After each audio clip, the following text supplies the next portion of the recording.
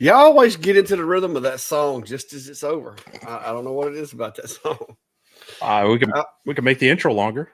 Yeah, I guess. How Like are you, 5 minutes. everybody? Hope everybody's doing well. 45. Yeah, it's gonna take a second for everybody to get in here, probably.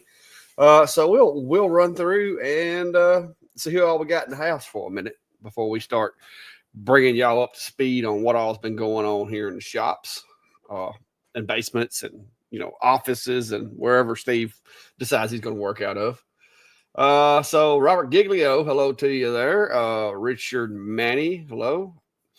Harry Hodge, Vince, No Bucks, how are you, sir? Multicraft Neo, Nipa, Brian in the house. How are you, Brian?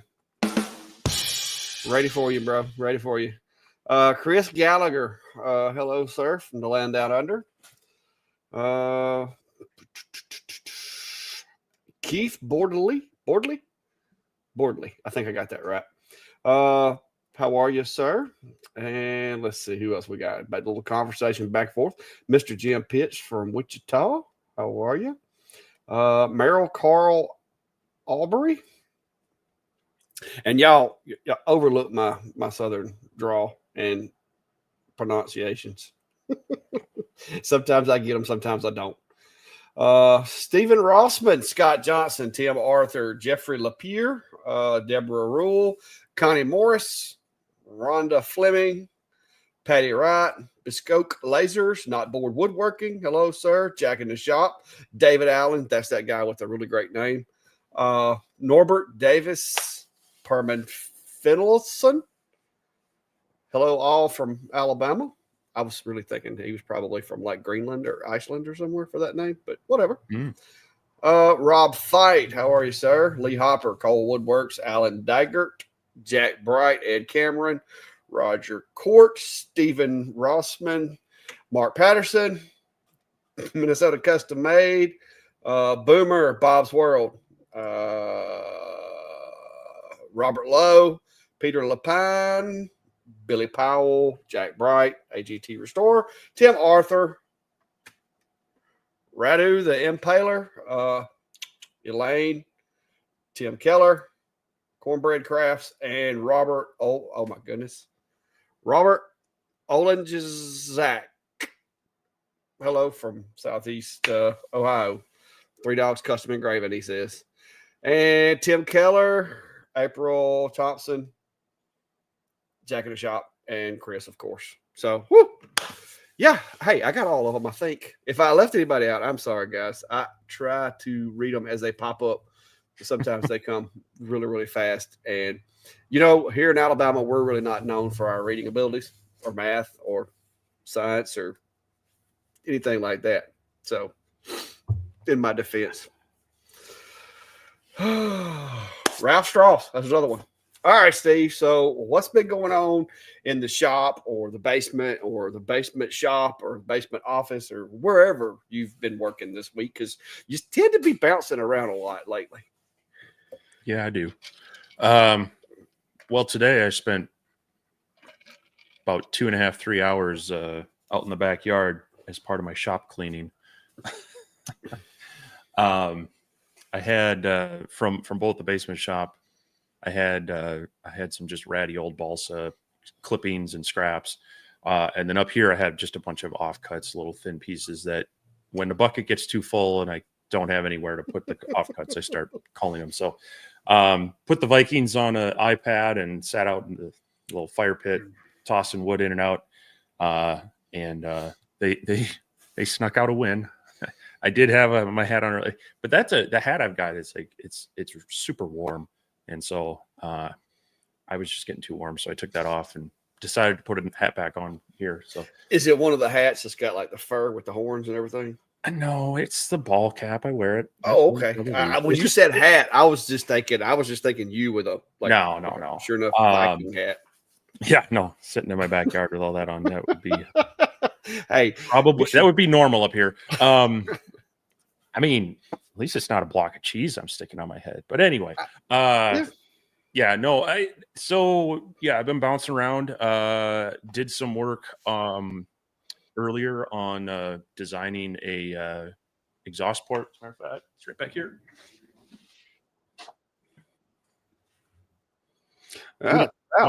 For the enclosure, and there are a bunch of these out there, and you can download them from lots of sites. And I actually did download one or two, took a look at them, and just didn't like little things about them. So jumped into Tinkercad and drew this up really quick. Put a video out on it to show other people like the process, because I know a lot of people they think they want to try 3D printing, but they don't want to learn another software. And I get that. It's especially if you're still trying to figure out lasering or CNCing or anything like that. So two things out of this. I could have downloaded one that probably would have worked and would have been rocking with it. Two, hopefully if you're on the fence and you're just not sure about modeling, check out, I have at least a couple of videos out about Tinkercad now, about a couple basic designs about this.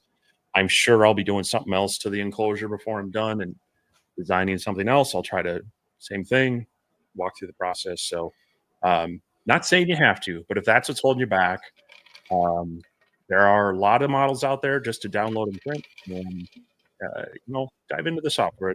Let's start with a couple easy things. It's not too difficult. Yeah. Bespoke Lasers says there's some, Huntsville has some pretty sharp people. They do. I consider myself to not be a below average intelligence anyway, or smarts or whatever. But we'll see. Just happy to be here. That's all. That's all that matters. But other than that, I also did some glass engraving with the X-Tool S1. Yeah, I saw that. So this was a lantern I found at Michael's craft store, and they were on clearance for like $8.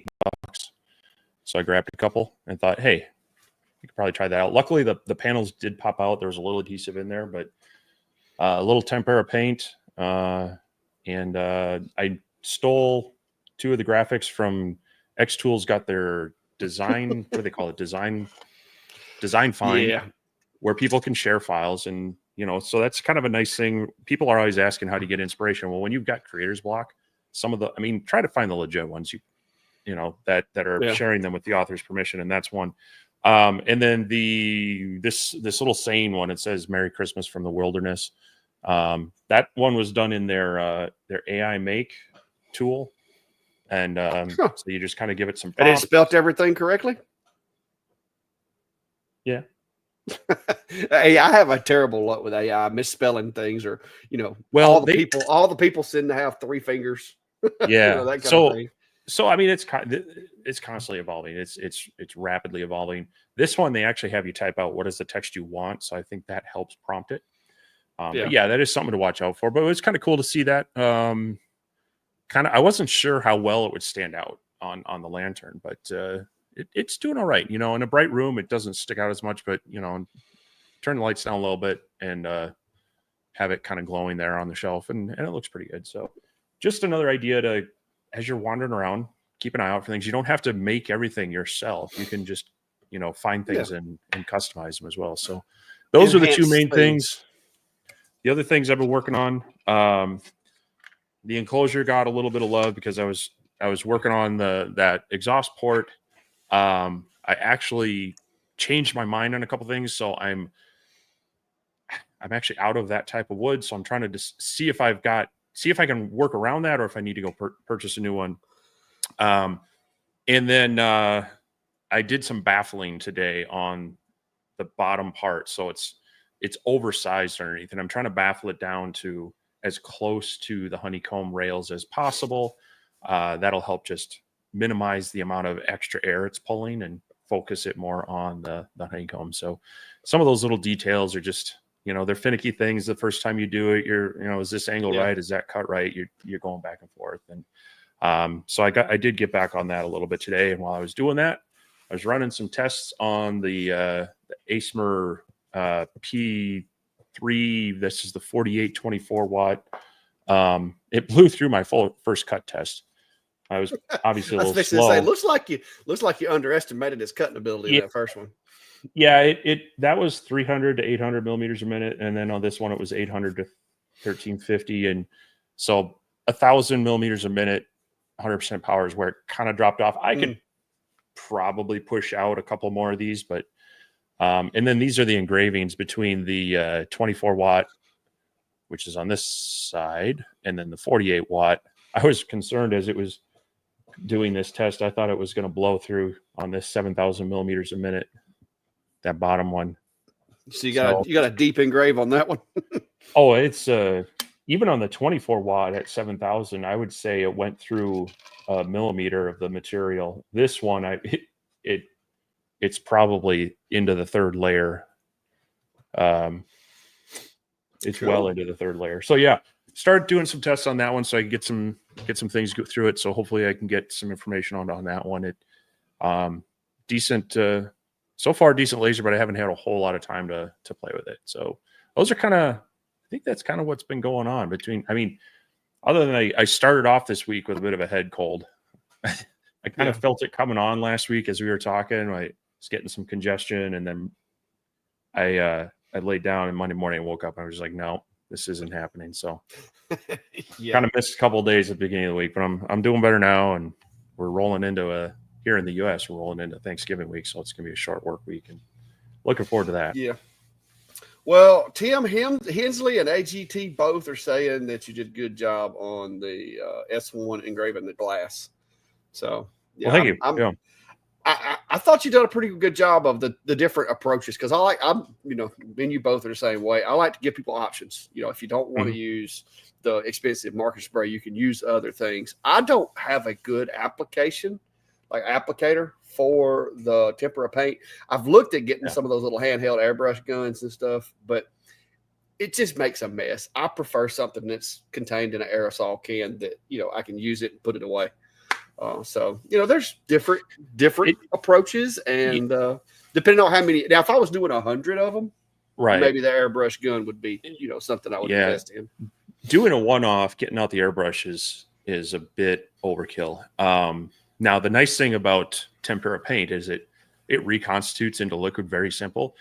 I actually forgot to clean it when I got done with it. And just let it sit up.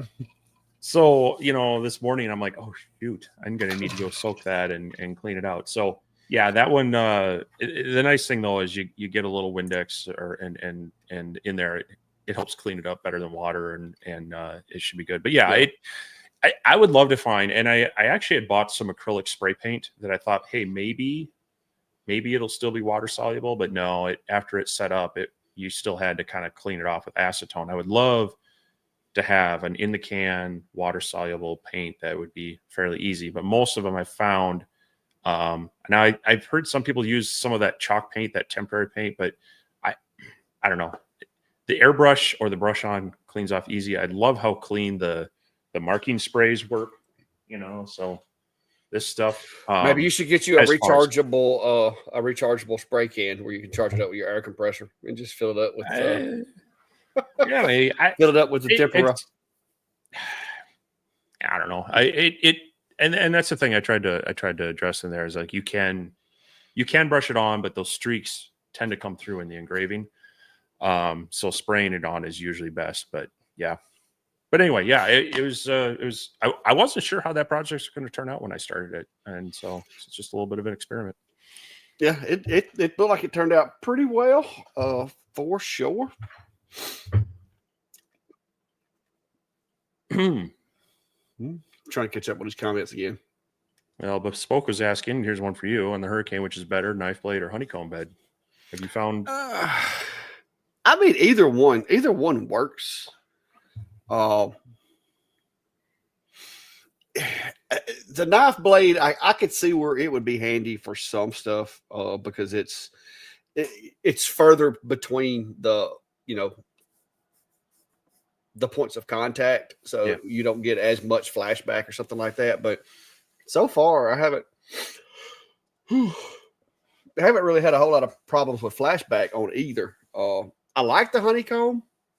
I'm running the blades mostly because I made myself a little jig that slaps over the top of the blades, and it works good.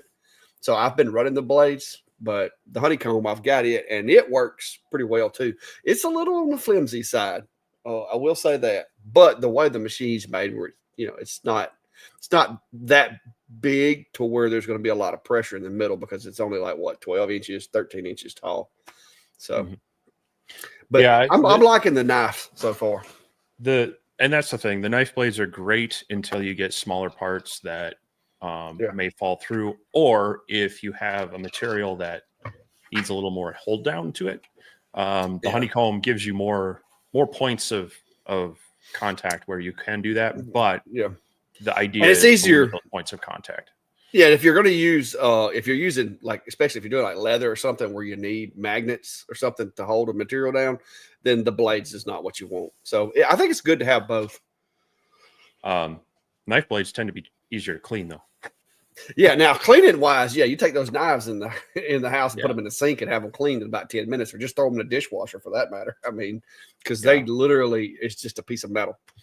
So I mean, there's pros and cons. I've got the honeycomb in case I get into one of those material situations to where my pieces are falling, or because there is the potential with the blades if you set it up just right to where a piece could like fall down in between there and either fall completely down or like raise one side of it up.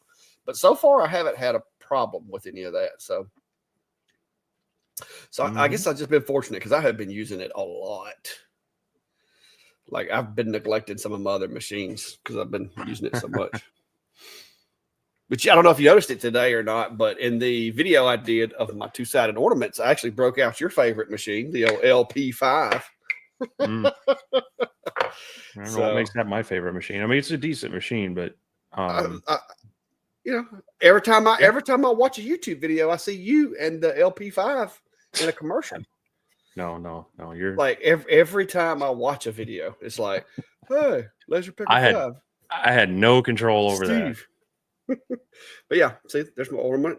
This was one of the first ones that I did where I was testing it to make sure I could get everything lined up. So one side's just flat because I was like, I'm not putting that much effort into this thing if it misses. So the first part, I just did the cut and then I flipped it over. And then when I saw the cut hit, I'm like, oh, okay, cool. So I'll make it into an ornament. And so did that one and then did a 3D effect. And there's a video on this if you want to watch it, the little 3D default graphic from Vectric there. And I haven't sanded this one or sprayed it or anything. This is the last ones. These ones I actually did in the video. And I haven't done anything with them yet, but these are actually true two-sided. But it was about to drive me nuts trying to figure out how to do it and not make my head hurt. But I got it done, and now I am prepared to batch these guys out. I need some thinner material, though. I need to go when I go to Lowe's, and we'll try to get me some thinner hardwood of some type, whether I get maple or whatever, because these are 3/4 inch thick. But that's what I had over here, like little small pieces to work with. So I just left them 3/4. I just burned a bunch of maple today. Yeah, well, I started to resaw these, but that's when I realized that my little bandsaw, which is sitting over there in the corner, it's not really good for resawing because it's only like a 6 or 9 inch bandsaw. So it was not. I was like, I'm just break a band trying to do this, even though it's got resaw blades in it. It just wouldn't get it. So I'm like, you know what? We're gonna just make them at this thickness. And I really didn't want to sit over here at the planer just shoving oak through it constantly. You know, I know you're gonna poke fun at me because it's been once in a blue moon, but when I'm doing my CNC project videos, I try to make sure that I can work with like 3/4 inch material on a lot of them, especially the beginner ones, because that's what people tend to have available easily through, Lowe's, Home Depot, or Menards up here. Is they tend to be 3/4 inch boards, and even though I like working with 1 inch or 4/4 as it is, I just try to opt that way, because then even resawing it, like you say, not everybody has the ability to do that.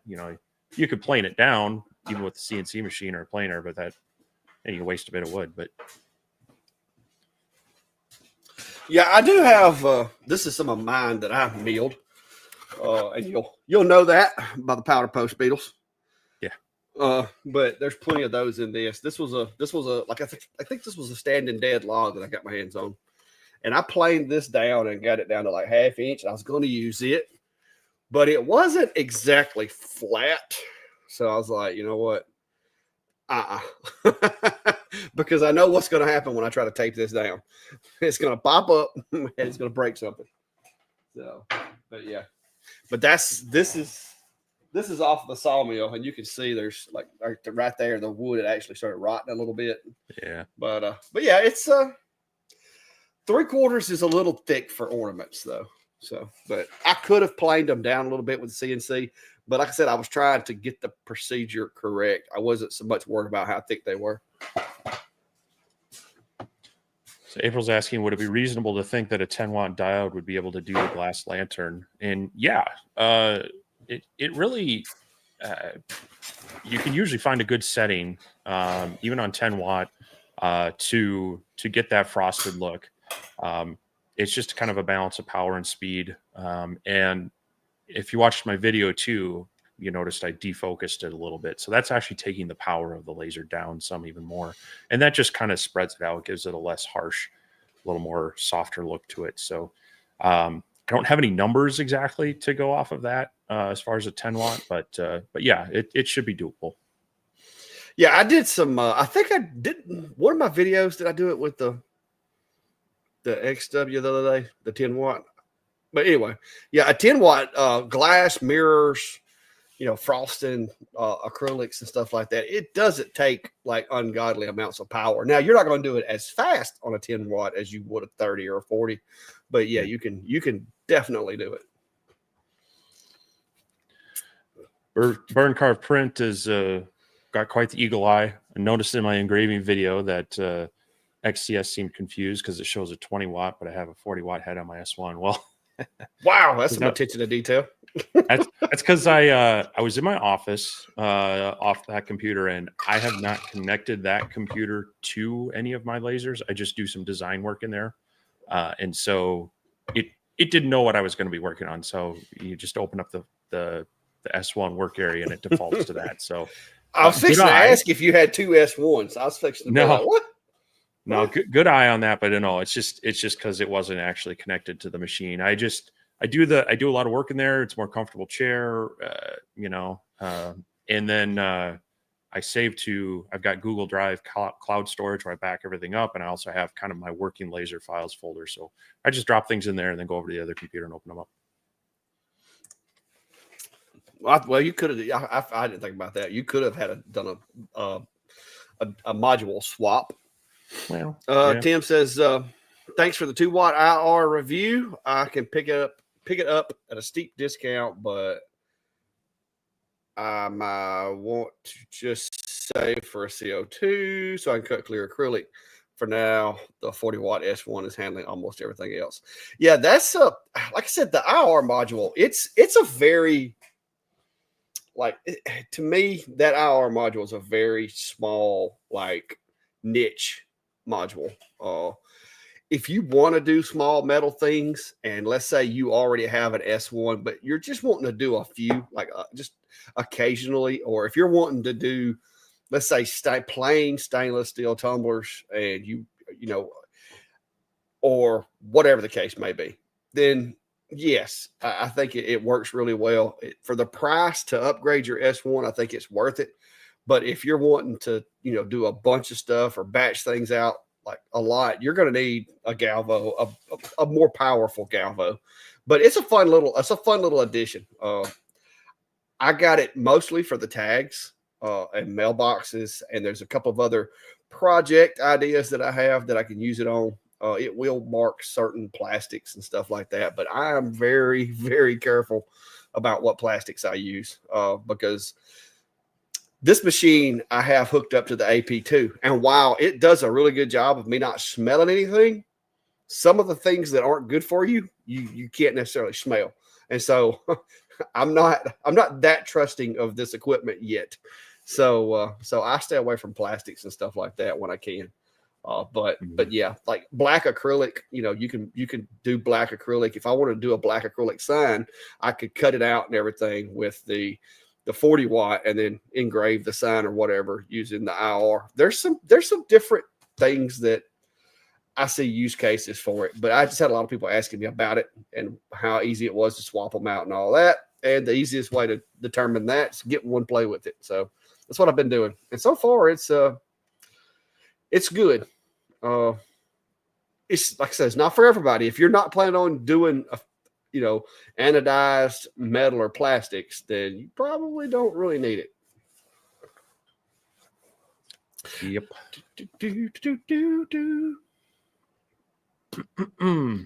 Let's see. No, Brian, I don't know why I start yawning when I sit down and talk to y'all. I don't know. It's just weird. Alex is asking, do you guys recommend a Sculptfun iCube 5-watt for markets just to engrave? That's one of them you've played with, right? Yeah, I've got one. See. Yeah. As a matter of fact, it's up in the attic right there because I'm not currently using it. That's where machines go to hibernate.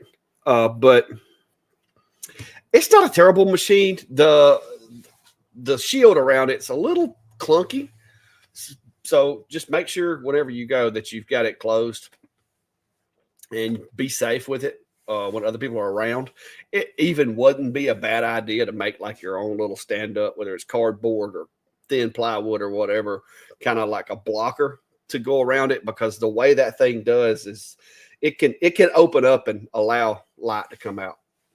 It wouldn't be a terrible machine for that. It's a really, economically speaking, it's a cheaper machine. It's not going to be as fast as a Galvo, so there's that. So you're going to want to keep your design small. But yeah, it's not a terrible machine.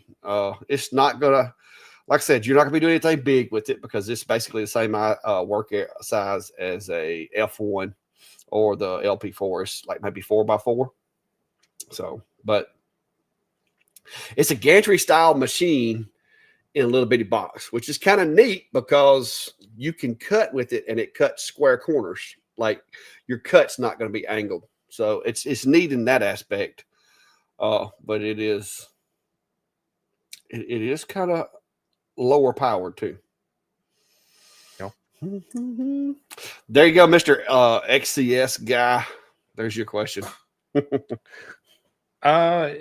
So if it's a vector style design, not too bad. You can export the whole thing as an SVG.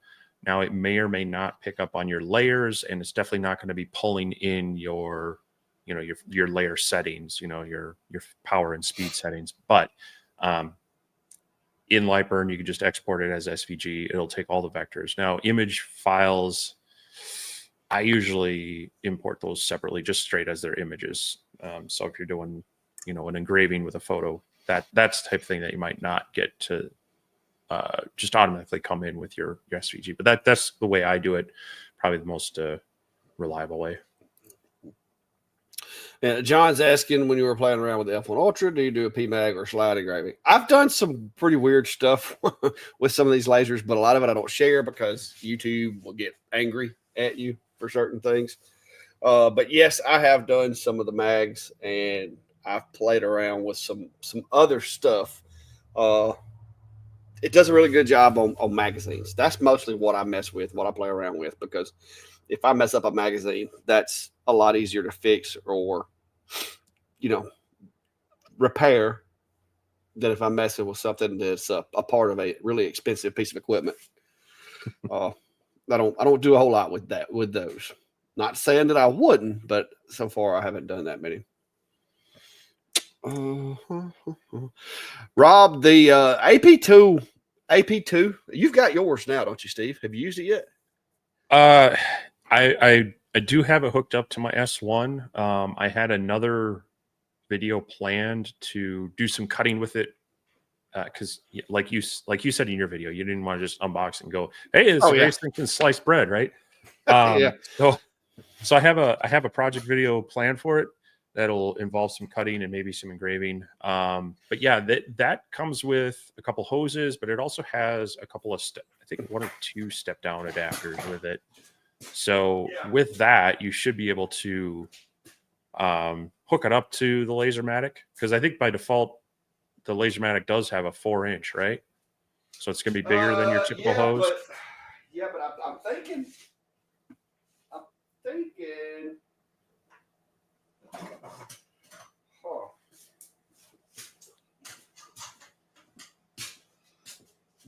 the size hose for the S1.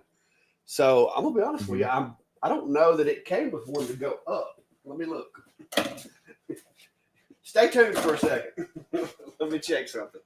So you get yourself a 3D printer and some Tinkercad, you'll be able to make. Yeah, it looks like that may be an opportunity for a 3D printed adapter. Well, I may have to do that. Maybe make a couple of standard sizes, because a lot of the lasers, they come with a more of a 3-inch, and then the ones that I like come with a 4-inch. So that's a classic scenario for needing an adapter. Because even I have any here.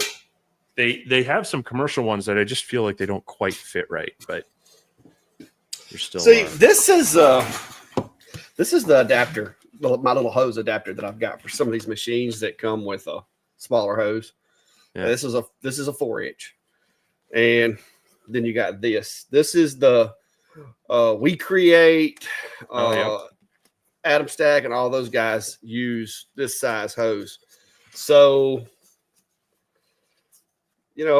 with this, you could get close, but yeah, there may be a specially needed adapter. But I think I could make it work with this. With this is just a PowerTech adapter that I got on Amazon. A lot of these I bought before I had a 3D printer, and I've got a box full of this stuff. But yeah, there may be a need for a custom adapter, but yeah, but it will work. It just won't be automatic. Yeah, so you'd have to hit the button on the top of the unit. It's fairly simple to do that. But I'm finding on some of these things that are, I call them like kind of niceties or luxuries or creature comforts, you start getting used to them, and then when you jump back to the others and you got to turn knobs and flip switches, it does get a little it's easy to start forgetting things when you start using some of those automated ones. So that's probably bad in the sense that you're not checking everything. But so yeah, you will need an adapter for it, but it should be able to work.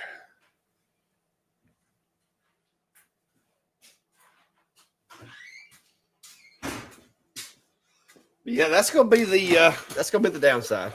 But no, it'll work with any laser. I was gonna get the fan out too, but the fan's the same way. The fan has a little remote that you can push the buttons on. So, Burn Carved Prince asking if either of you used your CNC on cedar, and if you have, how did it turn out? Yeah, I have on a few different kinds. Even the just the typical fence picket cedar. Now I did run it through my planer first just to kind of clean it up, but not this year, but the past couple of years I've done a bunch of Halloween and Christmas lanterns on those, and I really just cut out the faces off that one and then use the table saw to do everything else. But yeah, it's kind of it's similar to pine in the fact that it's a bit grainy and it is a little bit softer, but it'll work okay. It's but you get into that soft material sometimes, and it's actually harder to get clean cuts than if you were in a hardwood, because it'll have more of a tendency to tear and contort the fibers a bit. So yeah, I will say that if you're doing cedar, it doesn't hurt to decrease your step over with some bits, because you'll start chipping, like especially with this is like Eastern red or whatever you want to call it, as you can see by the color. But if you got your step overs too high, especially when you start going like around corners or whatever, a lot of times it'll chip out if you try to dig too deep, because like Steve said, it's a little bit softer wood, it's a little more brittle. But yeah, I made this with one of I don't remember which machine it was. But yes, something's happened. It's starting to try to crack on me right there. But that's one of the things with cedar is it machines really smooth, but it's just the wood's a little brittle. So, but yeah, this was just a little catch tray that I made with one of the machines. I'm not sure which one, but it smells good. It smells like a hamster pen. Stephen Rossman's asking, I'm wanting to make a stamp out of rubber on an X-Tool D1 Pro 20 watt. Do you guys have a recommendation for a starting point for engraving it and then cutting it out? It's 2.5 millimeter dark gray rubber. Have you done any? I did one a long time ago. Matter of fact, I'm about due for another one. Yeah, I was gonna say I have some gray rubber close to that, but I haven't gotten around to doing it. I made this one. This is the one I use on my stove covers to mark stove covers and so forth. Mm-hmm. And I made this like a long time ago. And I ordered the material. This was, let me see if I got enough ink on my little thing. Yeah, I need my ink pad. But this was made before. I mean, I had never seen anybody make one of these. Like about 2.5 years ago. And I literally just laser engraved a piece of oak and glued the rubber to it. Hindsight, there should have been some kind of soft material underneath there. Yeah, but it works. I need to rebuild it though. I guess I could say maybe sometime this week while I got a little time off, maybe I could rebuild this because I do use this thing. Like this thing has stamped probably 500 stove covers. And then I've got another little one that I use on small stuff that I made. So I need to rebuild these. So, and you can tell by my box, they get used a lot. So I need to redo that. I do have some material. I've got 2 or 3 different kinds. So I might do that as a video. Cool. Might even try to do it with a Galvo. That'd be cool. I actually was going to say, I had someone ask me recently, I forget if it was on the F1 Ultra or maybe the LP5. Someone had asked that question of creating a rubber stamp. And now, of course, both of those have the option to switch it to the blue diode. But yeah, doing that. So I'm going to have to play around with that at some point too, just to some experience on there. Aldrich Custom, yes, I think they just upped it to 3 PCs, didn't they, Steve? Sometimes, I mean, it used to be you had to like ask them, like you email them and say, "Hey, is there any way I can do this?" And they'd go, "Yeah, we'll give you one more." I think they've made that default a few months ago. Yeah, I was gonna say because I got it on 3 and I'm not having any issues right now. So I'm getting to the point. So like people ask me questions for like the Mac version, doing stuff. I'm almost getting to the point where I need another seat because you can deactivate a device and then move it. But if you do that too much, they're going to lock you out and you gotta contact them and say, "Hey, no, this is why." You're better off. They don't want you sharing. License. Yeah. So for the $99, if it keeps getting to that point, I might, have to do that because I do like being able to help people, but putting it on and taking it off that MacBook is burning through my activations. So. Yeah.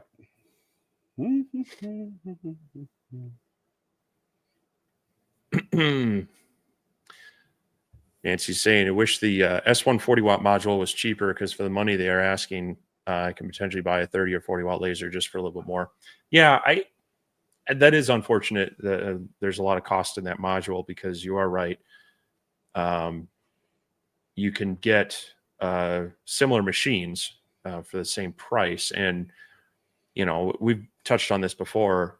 I will tend to opt to have a second machine over multiple modules just because you've got extra redundancy there or you can run them both at the same time if you got it set up for it. So it would be nice if they were a little cheaper to be able to, whether, you're wanting to swap between, maybe you've got the 20 watt, you want to jump up to the 40 watt, or you want to have spares. But yeah, it is unfortunate.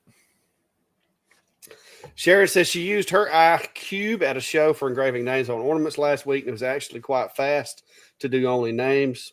Took about a minute or less for one name. Said it repeats easily with clacks jigs. There we go. Anytime you're batching out things like that, doing multiple items over and over, having a jig / fixture is the way to go, rather than having to reframe and or get things slightly off. But great first-hand experience on iCube at a show. I haven't played around with one of those, but it seems like a lot of people are coming out with their versions of those portable lasers for that purpose. Tim Arthur is saying, I find myself using LightBurn more with my XCS, but the fact that it will not move without the lid closed, focus framer, etc., is a real pain. Any reliable console codes to fix this yet? Not sure which machine you're talking about. You're talking about the S1. I've got to where I deploy everything with XCS. Now, I will design in LightBurn, but I'll bring it straight into XCS, assign the layers, and go from there. Because you just lose so much functionality. Yeah. But yeah, I don't know that there's any codes to get around that. It's a safety thing they've built into it. So yeah. Kevin's asking what software is used with the A1 3D printer, and that's Bamboo Labs Studio software. Yep. And the nice thing is they've got their desktop version, but they also have their mobile version, and they're very similar in how they function. And you can choose to, if you don't want to connect your printer to the cloud. There's some people that, whether it's for working on sensitive equipment, or, they might be a contractor, then have some requirements where they need to secure their files or whatnot. But if you do hook it up to the cloud, then you can even use your phone and connect to your printers. So here I've got my A1 combo. It's online. You can see that it was used last to print that little exhaust port adapter. But then I can also log in on the desktop. I just don't have it installed out here because that's all inside. So. Yeah.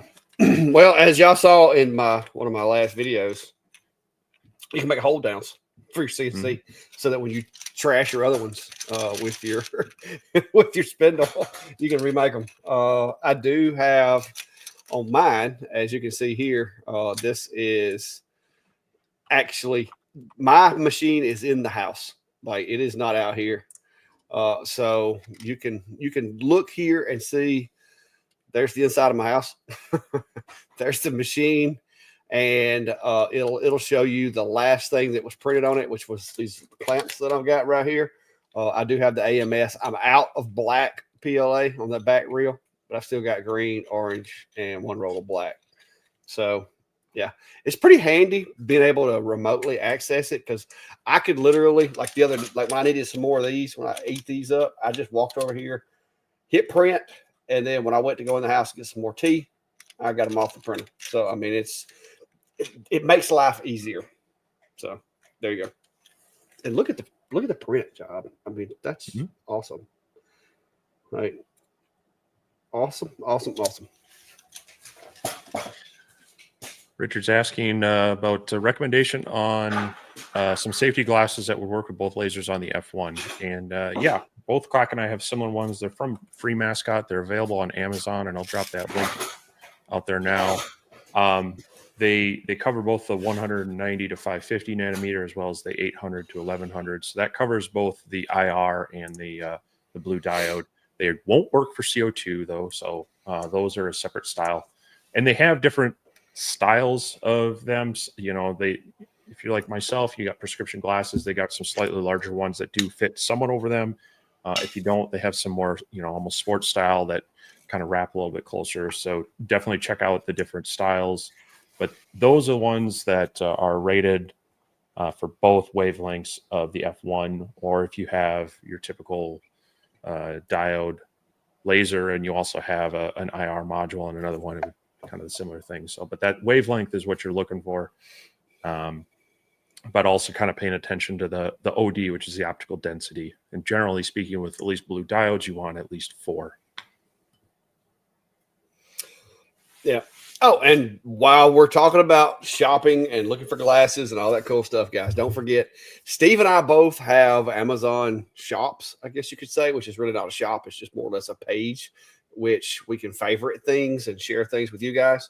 So if you're looking for things related to lasers, you can go to either Steve's or mine, And when you go in there and look, you can search like mine. I've got mine broke down into like lasers, general shop tools, stuff like that, laser accessories. And that's where you'll find like cameras and glasses and stuff like that.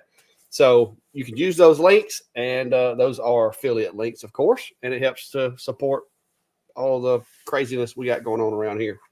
We get a little check off of it. It's always appreciated. And, Black Friday, a lot of the deals are out already. Amazon started theirs this week. I did put a post both on Facebook and I believe my YouTube community page, just with some links of things that Clack and or I have worked with from machines, but also some materials I noticed. There's some Slate coasters that are on sale. There's stainless steel tumblers that are on sale. The aluminum business cards. It's a good time to stock up on some of those things, even if you're not shopping for, a new machine. Check out the details on those materials, because you can knock your cost down by 20-30% on some of these things. So I did put some of those links out there. Always appreciate you guys using them. Try not to be too pushy about them, but we do appreciate the support. It does help cover some costs and do cool things like go shopping for random lanterns. So no.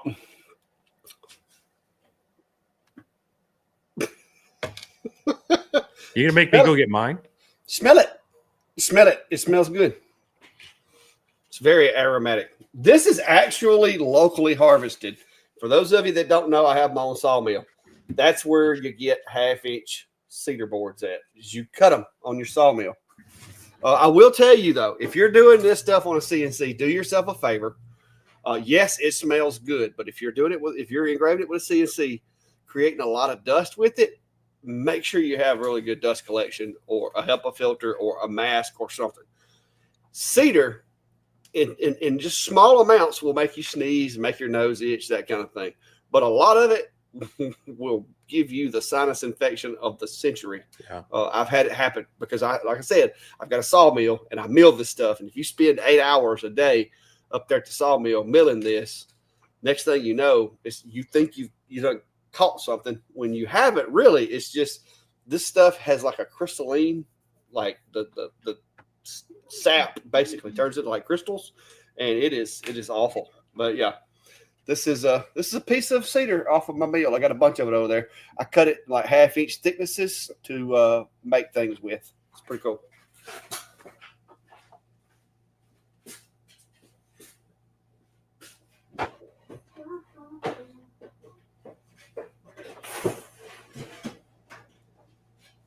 I also have some that's like 2 or 3 inches thick, because that's when I first started doing woodworking. That's actually how I bought most of my tools, was selling cedar slabs, like 3-inch thick cedar slabs.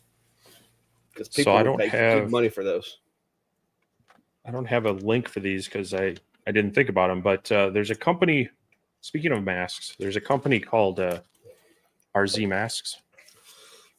And they make some really nice, if you're not into the whole, sometimes when you wear some of those masks, the breathing in and out is really frustrating.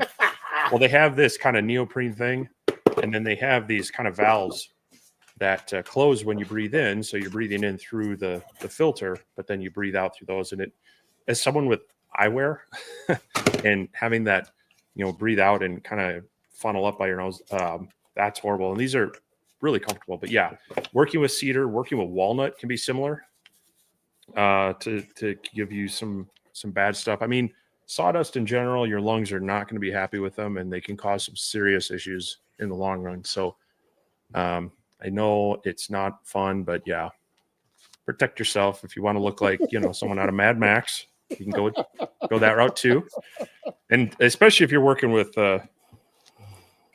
chemical type stuff, paints and such, solvents, those are much better. But yeah, I like those. I've had a few styles of them. They had a neoprene style that eventually kind of wore out too, but it's not fun to put it on, but personal protective equipment, keep you working in the shop many more years.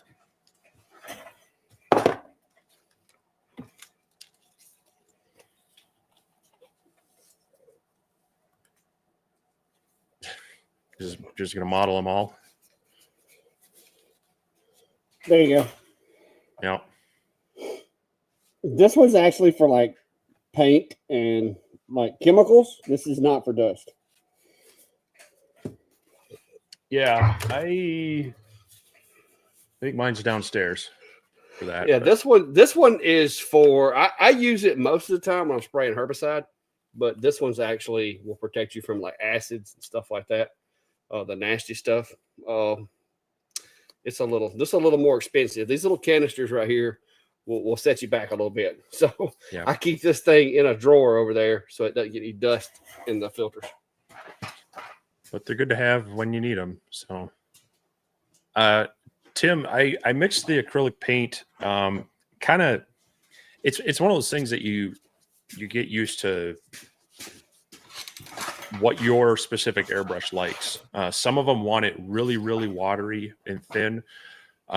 This one, that single action Pash airbrush that I've got, is far more forgiving, and so it'll pump a little bit thicker paint. So I kind of go by sight to where it starts being, it feels kind of runny in the cup, but it doesn't like just drip off super runny, in the cup. So I would say I probably had that mixed around 1/3, 2/3 paint, 1/3 water.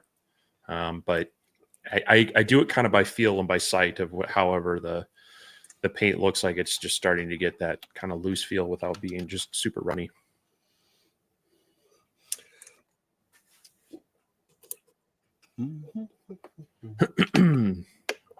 As I say, my little paint sprayer like that I use to spray porches and stuff, it came with this little cup, almost like a funnel, a viscosity tester or whatever. And I was Sure. just looking, they actually have a viscosity testers on Amazon for like $7.79 for like testing to, before you put it in sprayer. So Sure. that might be something that you would want to look into if you're going to be using one of those a lot. Yeah. Because the way that it describes it with this is you mix it and then you pour it in there, and if it somehow or another, if it doesn't form if it just drips, it's not thick enough. You want it to be a small, fine stream. So the science goes into that. But I'm like you most of the time. I would just mix it. I just mix it by mix it till it gets to where it comes out good enough. Like you said earlier, it seems like a lot of work getting the airbrush out for one or two things. So, I've been airbrushing models and such. I used to do little plastic airplane kits when back in grade school, and I did a couple with a brush really well. And, I even took it back to the hobby shop, and they're like, "Oh, cool. Did you want to hang it up here and such?" And then my dad was like, "Okay, hey, let's get you a real airbrush so you can do some more." So I've been playing around with them for a while. And like I say, that's just kind of, it comes down to you get a feel for it. And so it's now if I have to think about how exactly is that, I'm like, well, that's a good question. So, but I would say it does matter a little bit per airbrush, but I always start thicker than I think it is, do a few test sprays, and then if I need to, I can thin it out. Yeah. Harry, I've actually been back at work for a while now.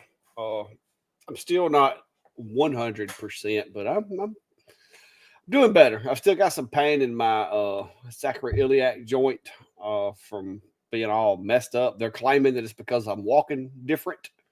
And once I get my posture back and my stride back like it's supposed to be, they're saying that that'll go away. So fingers crossed, because that SI pain is it's like SI pain with a side order of sciatica. So it's not fun at all. Like when I sneeze, it hurts down all the way down my leg. Like I'm having flashbacks to, pre-back surgery days, but we'll see. Tim, to be honest with you, it's just too much headache. Stain is so much easier. Burning wood, it's, first of all, you got to be careful with it. And secondly, it takes propane. It takes time. It's just a lot quicker to soak a rag and stain and wipe. And that's what they ask for. So that's what they get. So I like wood burn, but it's a unique case use, in my opinion. Uh-oh. There you go. It might. I was actually using it today, this week, to test out something because I was having some irregularities running on my it's getting to be about 2-year-old laptop, which has been giving me a few other fits, and so I wanted to rule out the equipment, but it wasn't close to my other one, so I fired up the Mac, put it on there. But yeah, another question might be pushing me towards picking that up. Bob's asking, I'm getting ready to start engraving inlays with CO2. Have either of you or Steve tried yet? I've played around with it, Bob, but when you have a CNC, the only problem with trying to do inlays with a laser is going to be wood, especially, is not when you burn it with a laser, like it's not going to burn evenly. There's going to be abnormalities in there. Especially if it's like a heavy grained wood like pine. Pine, you can run the one power and it'll engrave deep, and then it'll have those little ridges everywhere. There's a growth ring at, it's going to have that ridge that comes up. So with that said, can you do inlays with a laser? Yes, you can. Is the glue pocket going to be a little different? Is it going to be one of those things to where maybe you have to flood it with glue and press as much of it out as you can to make sure that you get it even? Yeah, more than likely. But if I was going to do an inlay, because I have a CNC, I would probably use one of them. Doing it with a laser, I mean, you can, but it's the bottom of it's not going to be even, so you're going to have to account for that. It's just, I don't know that I would like the process since I've been doing it with a CNC. It's because it's not going to be the same. LightBurn does not automatically like do your pieces for you and all that. So it just seems a lot more trouble than what it would be just to do it with a CNC, in my opinion. So what do you think, Steve? Have you tried it, or how you stand on it? Not traditional inlays like you're saying. The burn is it's going to be a little inconsistent, and it's kind of hard to control kerf with the engraving. So you're going to have to make that up in the other in the cut. Now, if you're using just fine veneer stuff, I think you're going to have some success because it's not going to be as varying, and it should lay down into that. But that, there again, if you're having to sand it out, you can sand through that veneer pretty easily. But it's not that it's impossible or undoable, but it's you're going to be kind of learning the tricks of each material and how it affects and how you can get a deep enough engrave versus a CNC where you're like, I need an 1/8 inch pocket. So, and I need it to be this size. So, now doing more of like a deep carve or a deep burn and then doing like a color fill with like epoxy or paint, that's a great way to work with it as well. As long as it's opaque, and like an opaque color. And then you just kind of sand it out, and then it's fine because that'll just fill in all the nooks and crannies. But yeah, it's just a little more finicky than the CNC, and but still doable to a point. Steve, I have not, but yes, you can do it. I've got some videos on Pyrex. It's all the glass of any kind is pretty much the same process as what Steve did with the lamp thing that he did. It's the same process, just different settings, just different process, but it's basically the same. So Brian said, I'm making you have some wood envy. Can you recommend a palm sander for using with my creations? I can give you 2 recommendations. The one that's more typically affordable, and then there's the one I use quite often. Go ahead, Mr. Festool. It's not Festool. So now, as far as typical, find it at your average store or Amazon. This DeWalt, I think it's a 5-inch sander. This is the one I find the most comfortable to use. dust collection on it though. They've got weird adapters for this. So that's the one downfall is I think I was able to finally find a set through Rockler that would work. So this is, I think, I don't know, like $60, $70 right now. But a decent sander, and it's worth investing in good sandpaper. And replace your sandpaper when you need to. Stop trying to milk every last bit out of it, because that's where you get frustrated. Don't look at that. I've been sanding the edges of CNC projects today. Yeah, this is the affordable option, and I don't use it a lot anymore because I had some bigger projects, and if you've ever sanded like a whole table and whatnot, your hands just after a while they're very tired. And so I saved up my pennies and I bought a this Mirka sander. This is a 6-inch random orbit. It's got a paddle switch, which is also speed control, which is okay. But this one I have almost 0 vibrations on, and I enjoy using it as much as you can enjoy sanding anyway. A lot more than the others, but this is very expensive to purchase just for sanding a few things. If you're doing a lot of jobs, doing a lot of big jobs, I did a lot of, we had to fix some plaster and some drywall. You know, working with this on a wall was a lot better than some of the other heavy ones. So this is a luxury splurge kind of thing that you save up for. Otherwise, I strongly recommend the DeWalt one. I've tried a lot from Rigid and Ryobi and others. But as far as kind of your typical garage shop, go out to Home Depot, Lowe's, and find it. That DeWalt one is the one I've settled on as kind of a really good sander. Yeah, and the dust. Now I've got the HEPA dust collection that comes with mine, and it's awesome. I mean, I'm sure there's probably better ones with, you know, like some of the more expensive ones, but for what I paid for it, it wasn't terrible. I think I got did I get the 8 or did I get which one did I get? I don't remember. Let me go look. You mean the ones that come with the green hoses like this? Yeah, those are expensive. I can't remember which one I got. I think it's an 8. I think I bought the 8. I'm not 100% sure. But yeah, I don't have the budget for those green hoses. So this is what I run. This is a HEPA. It's automatic. It plugs you plug your sander into the front of it so that it automatically turns on and off. And it has that weird connector that connects to the DeWalt sanders right there. So you don't have to worry about that. And it's got a plenty long enough hose on it. But that thing has been a game changer here in the shack.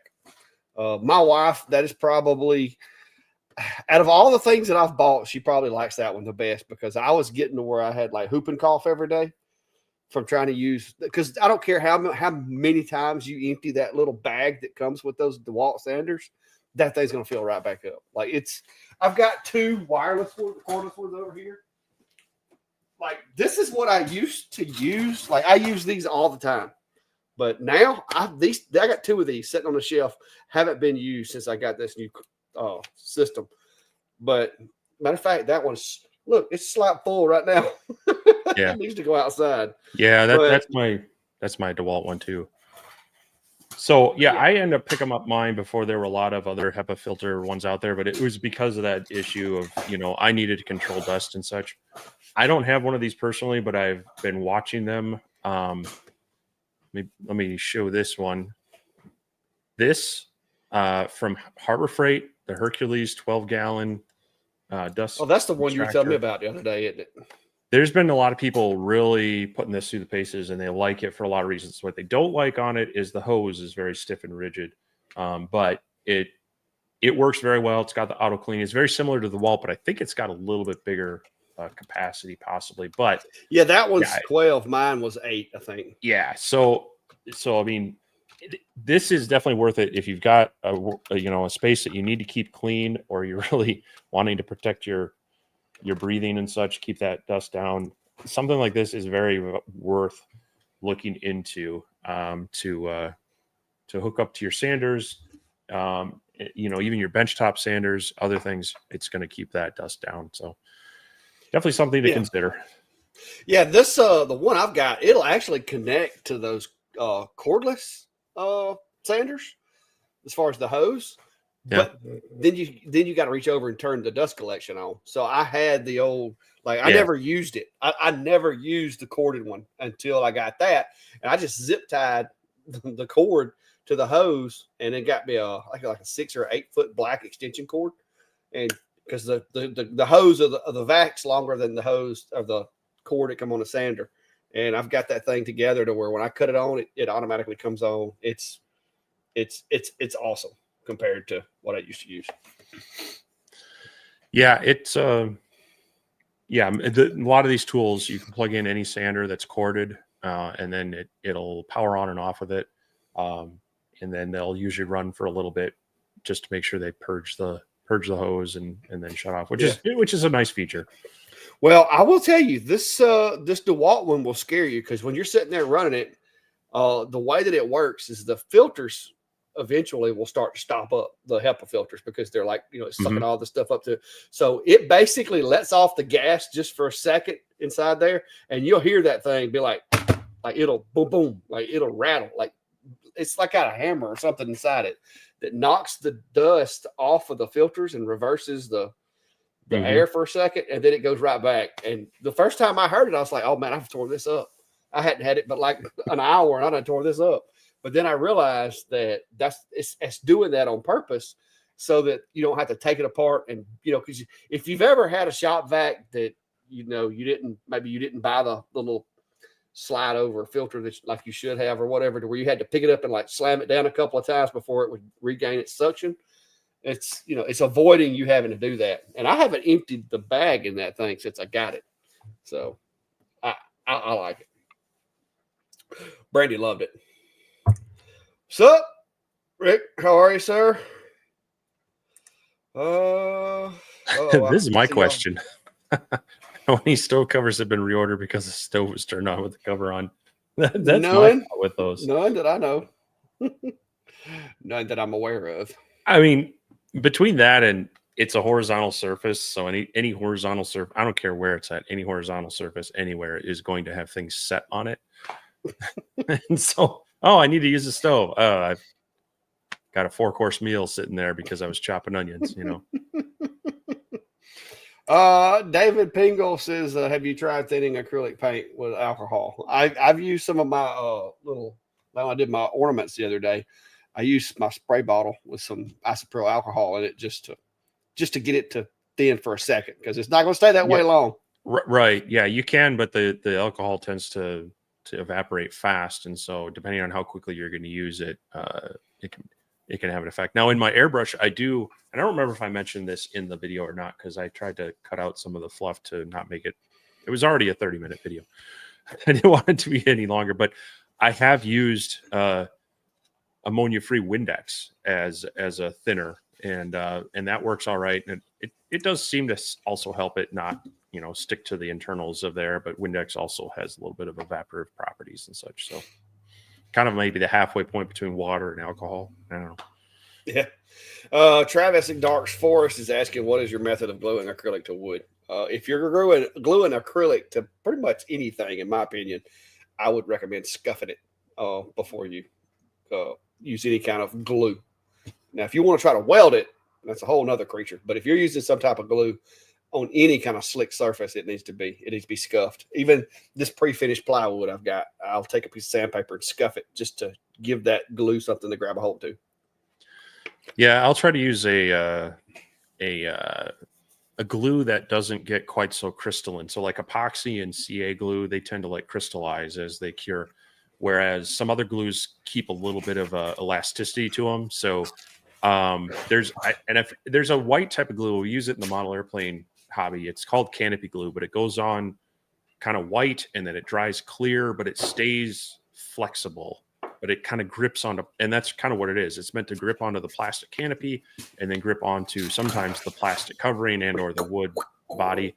And then that that will provide a better long-term adhesion, because anytime you have a rigid, slick surface and you get a kind of a hard, brittle, wood glue and such is supposed to kind of soak into the fibers and grab into that way. Yeah. Well, it can't do that with acrylic. So it's just, it tries to grab onto that surface. And like Clack said, you got to scuff it up a bit to give it something to grab onto. Yeah, this works pretty good in those situations to where you don't know what to work. This is kind of my go-to if it's one of those situations. Now, the problem with this stuff is you better clamp it and let it sit still for a while. It's not going to dry fast like CA glue. This stuff it's literally like watching paint dry, waiting for the stuff to dry. Yep, unfortunately. I have some other stuff too, but I'd have to get my chair out to go up there and get it. I've got some other glues. I picked up some stuff at Maymay's. She sells this stuff they call glitter glue. I don't know, but I've tried it. It actually works pretty good. I've heard of that. I don't think I've ever tried it, but there are like fabric and contact cement type things that I've used with foam and such on my model aircraft. That works okay because it gives you, so you put it on both surfaces and you pull it apart, you let it kind of set up just for like 10 seconds, and then when you push them back together, they get a really strong bond. It still takes up to a day for it to really cure. It stays kind of rubbery, but it gives you a little bit of grip there. But the problem is once you put them together, if you misaligned them, they're kind of tough to get readjusted. So yeah, it's kind of like this stuff. Kind of, except for you can the stuff I use is more of a like a squeeze on bottle, like toothpaste kind of stuff. Yeah, this has got a very high initial tack, and it ain't joking.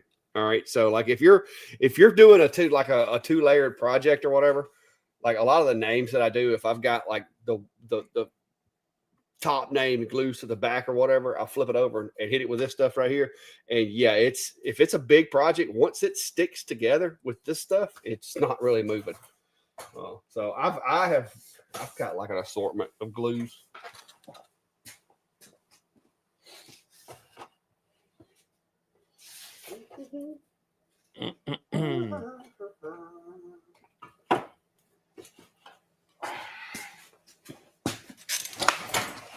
They get my chair out to reach the rest of it though.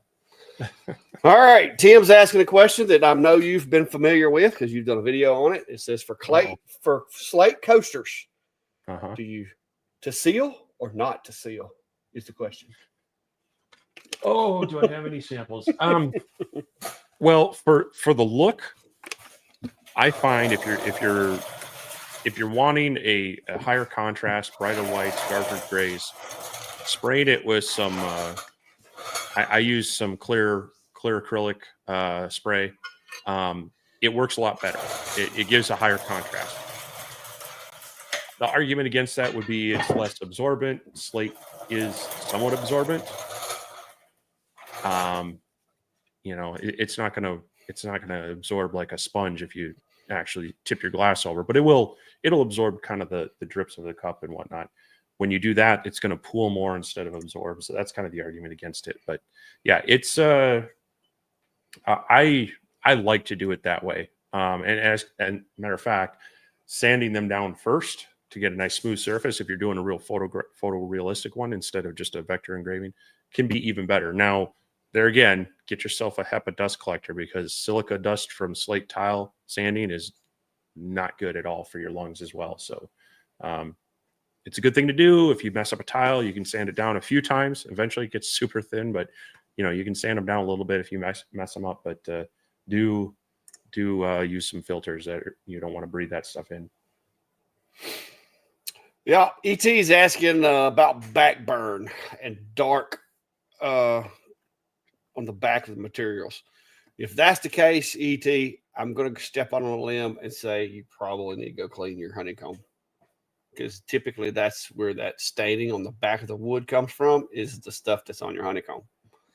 I haven't seen your honeycomb. I'm not talking bad about your honeycomb, but I have had similar issues, and it was because I had failed to properly clean my honeycomb. So Try that. See if that helps. Yeah, that tends to be 90% of it. It's not so much the reflection from the honeycomb, but it's you're igniting that and it's creating a little bit of a burn. It can be both, but it tends to be more of the others. Yeah, because you got to look, the material that's coming out of that little cut as it's making that cut is a drop in the bucket compared to the material that has accumulated on that honeycomb in the past 6 months. So what you end up with is not only do you have the smoke from the cut going through there, but when the laser hits the honeycomb, it instantly disintegrates the material that's on the honeycomb and generates that much more soot and stuff. And the way that stuff works is it's kind of like it's almost like a sugary type consistency. And so it melts, turns into a vapor. And as soon as it cools off, it turns back to a solid. And so the closest thing to where it is the bottom of your wood. So that's where it ends up getting deposited, is in the bottom of the wood. So yeah, I would try to clean the honeycomb and see how that works. Now, I'm not throwing rocks because, if anybody's seen my honeycombs lately, I mean, that was a new honeycomb a while back. So, I mean, I'm not throwing stones. I'm bad about it myself. Yeah, my S1 honeycomb's looking a little ugly in the center as well. So I need to scrub that one up a bit. Yeah, you can see on this one, like the top edge up there is still nice and silvery, but the rest of, and that's a new honeycomb. I've say new. That's the daddy wheels that I've only had in there for a few months now. Mm-hmm. But yeah, it's time to take them outside and spray them down with some simple green. Let it set in the sun for a little while.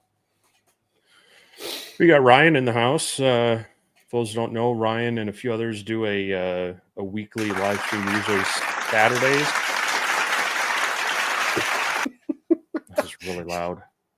Let me turn my clapping down a little bit. And one thing that you might want to check out is they're doing, this has been going on for a while, back when Dave Gatton was part of the live streams as well. And he's kind of an occasional guest. But they have a Christmas challenge, and what you do is you create a Christmas themed item using your robots. And I was on their live, or I wasn't on, but I was listening to the live stream yesterday, and they said, I believe if you could make your Roomba make something, that counts. So, but you can 3D print, you can laser, you can CNC, and the idea is you make some sort of Christmas theme thing. You try to put together a 5 to 10 video on it. It doesn't have to be, Oscar quality video, but maybe a few of the steps making it and then the finished product. And they've got some sponsors here. We got Cody with the Cadence Manufacturing with some Jenny bits. They've got Pixel CNC, Rapid Change ATC, a number of others. So they are also making it very easy. If you can't make a video but want to still participate, you can even submit just make an ornament and submit that. So that's going to start. Says it's going to start on Black Friday.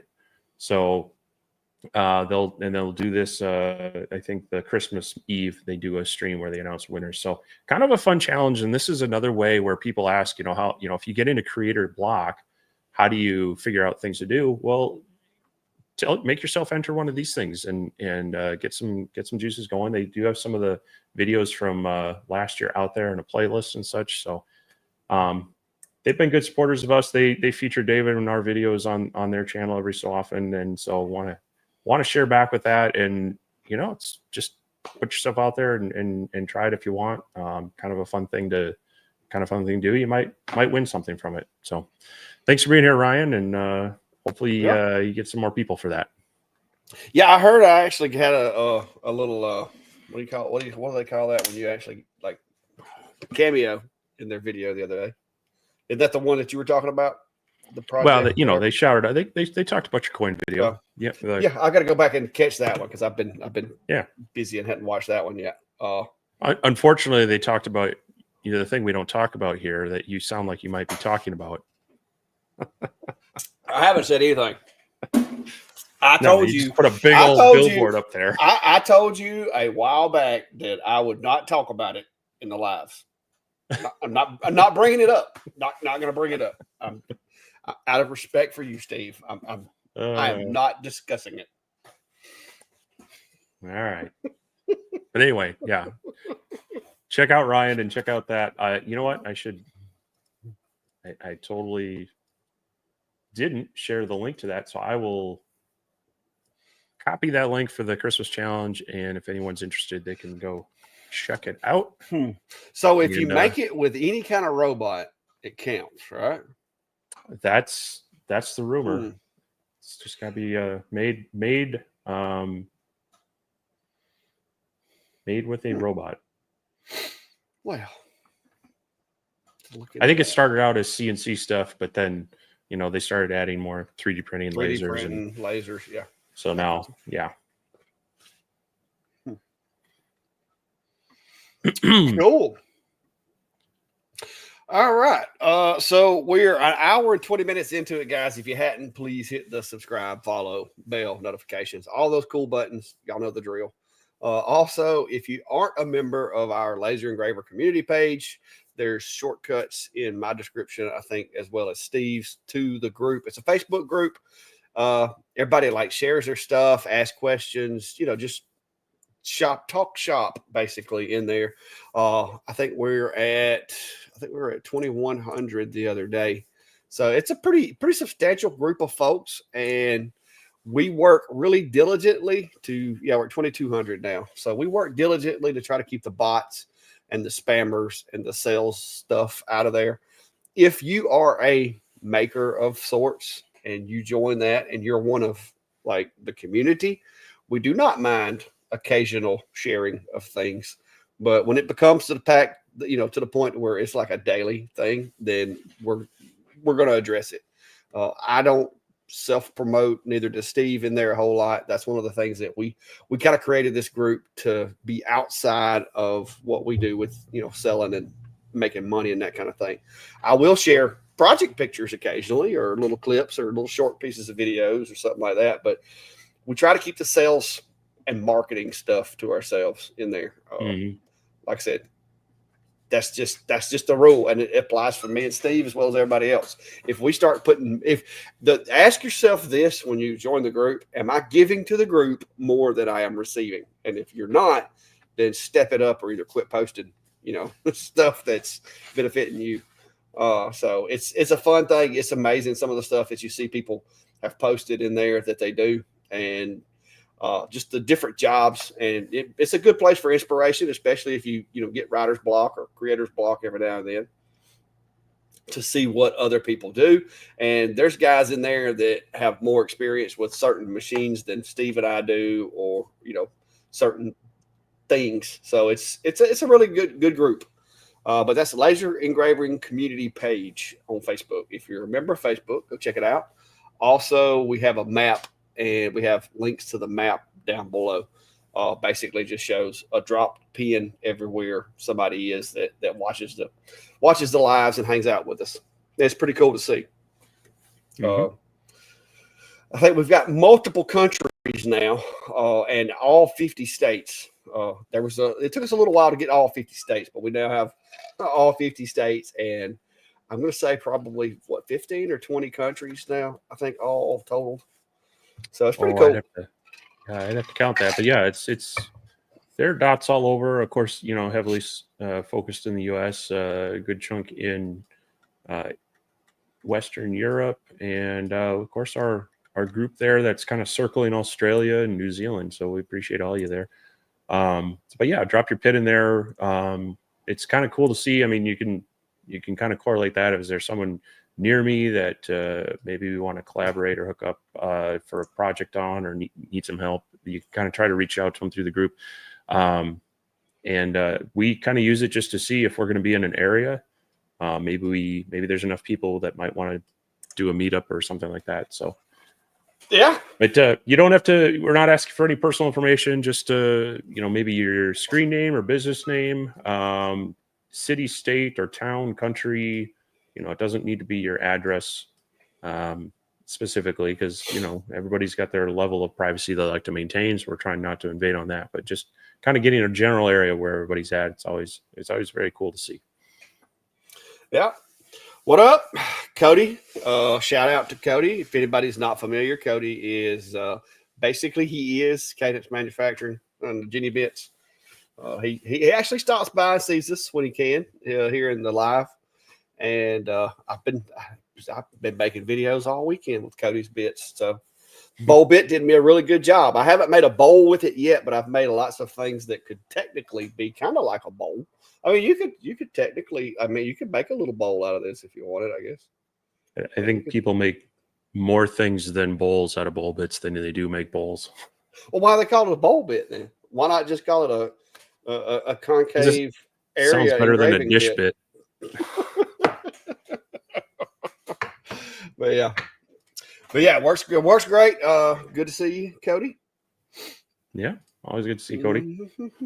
Sure, he's busy. He'll be. Rumor is he's going to have a Black Friday sale. He's kind of partnering with Onefinity on a lot of them, but also going to be honoring that sale in his shop as well, if the rumor's right. So if you're wanting to stock up on bits or try them out, that's always a good time to do it. Yeah, both of us. I've been noticing that he's been hanging around with those Onefinity guys, but I mean, well, they made it. This is the time of year when they make lots of announcements, and I've been debating the Elite upgrade, but what they really got me going is now they have they've got their preferred partner for adding a spindle, and it's supported by both the Buildbotics controller as well as the Elite Masso controller. Yeah, I've been watching those too, and so I'm like, I know there are some niceties about the Elite controller that it would be kind of cool to have. And my buddy Mark from Gunflint Designs, he's 20 miles away. I really got to go visit him because he's got his upgraded to that. And actually, I probably shouldn't go visit him because that would make me really want it even more. But I'm solidly thinking about checking out. They think they're opening up, actually ordering for all these things. They announced like a spindle adapter, the controller, or the spindle and controller, and a few other things, and kind of all those open up this week. And I don't know, I may have to pull the trigger on that spindle one as kind of a drop-in upgrade for mine, but we'll see. Yeah, Jim, a lot of those, I don't know if I can get it over here without popping it, taking it apart. A lot of these little compressors I got one. Have an air filter. They have an air filter built into them. I can't get mine's kind of behind the machine, but it's usually just like, that's one for X-Tool though, isn't it? Yep. A lot of them are similar. Some of them have like a hole in the center, but it's going to be this kind of dense foam pad stuff like this. And they do get plugged up just like the air purifiers. And that's the big complaint on the others, is that foam element gets plugged up and then it restricts the airflow. So definitely something to pay attention to and clean. Oh, I got a random pair of glasses in here. I don't know what we said true story, but Cody said true story. I don't know which part he's talking about. Probably about the sale. Oh, okay. Yeah. Here you go. I'm going to take Eric's trademark. Ooh. These are too short. I was fixing to say, I don't know if they're going to fit over them ones that you have to wear. I ain't seen Eric in a while. I don't know if he comes. He must not hang around in here anymore. Those lights are bright. He's probably busy. He gets, I think Christmas is one of his busy times. He's been hanging out on the beach lately. Every video I've seen, he's at the beach. Wow. But yeah. So, any more questions, guys? If you had a question and we missed it, we didn't do it intentionally, I promise. But sometimes we miss them. Feel free to repost and drop that down there. And if you hadn't already, be sure to hit those bikes. There you go. Bikes. He's saying if you do a project with your Roomba robot, you can count it. I'm just trying to think of what all projects I could do. Because I have to. Rada says Eric was here last week. Yeah, I do remember. He did. I think he did comment last week. He's probably, like I said, he's probably swimming at the beach. Oh, there you go. Camera. Yeah, they've swapped up on me. If you go to my, we'll show this again. Let me get this. Let me change the way this works here. Share screen. Share. Here we go. All right. So if you go to Google and all you got to do is type in Amazon and the Clack Shack, 2 words, or technically, I guess it's like 4 words, but whatever. You get the picture. Then it'll pull this up. This is the Clack Shack Amazon page. And when you click this, this is going to take you into like all of my lists of these. If you watch one of my videos and I speak about something in there that I bought from Amazon, I did a video with it, then you can go here and click, and it's going to show you like all the stuff that I buy from Amazon that I use in my videos. I try to go in here and add to this list of blanks because there's a video somewhere on my channel of me engraving these items. So that's one thing that you might want to know about. Here is the lasers and accessories.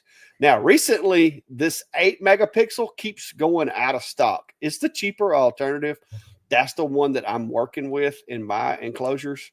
So, well, it's not going to let me show it to y'all if I open it in another tab. Hang on. So this is the one that I usually, what in the world just happened? Oh, it's opening in a different tab. Oh, it's killing me. So that one's the one that I usually use. It don't matter if I open it in the same tab or what. It's like, hang on, what if I do it this way? Copy link. No, it's not going to let me do it. But the 8 megapixel is the one I'm normally use, but the new 16 megapixels actually not that much more expensive. So I'm probably going to go with it next go around when I have to reorder one. But this is all this stuff. Like I said, there's the regulators and stuff I use for my air assist. That is the lift that I used in my enclosure that I've mounted my honeycomb on. Somebody was asking about glasses earlier. These are the 1064 glasses. These are the dual band glasses. You got some adapters we were talking about earlier, fans, lights. If you have a K40, you'll need some of those.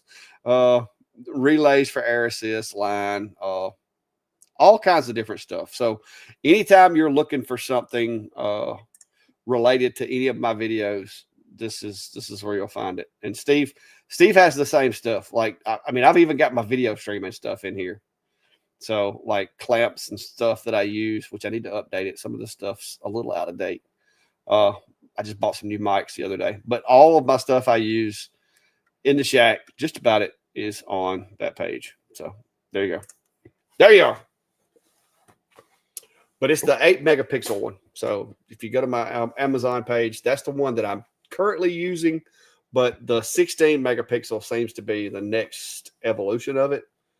I'm guessing they're phasing them out because it is a lower resolution, but it works great in the laser enclosures because you're really not trying to take 4K pictures or anything. Yep. Steven's asking, will the original X-Tool air purifier work well for indoor events using F1? Mainly want to mark metals. If you're talking about the one that was for the D1 and the earlier stuff, that's actually they don't have the correct adapters to use that. They have a little desktop air purifier that is supposed to go with that one. But if you can rig some adapters to hook onto the back, again, you 3D print something, it'll work to a point. With the metal stuff, it probably won't take the smell. Like if you're removing anodization, I don't know that it's going to actually do much for that, the anodized metal smell. But yeah, with the right adapter, you can. I mean, it's just it's no different than hooking up a regular vent. You just, as long as you got the right adapters to the hose, you can technically work it. It, of course, won't be automatic or anything, but it will help cut down on it. And I don't think I have one out here right now, so.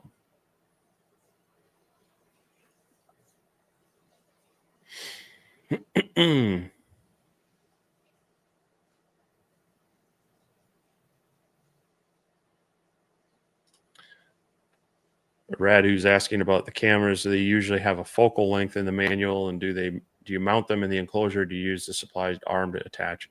most of the ones that Clack and I are doing, they just get mounted to the enclosure.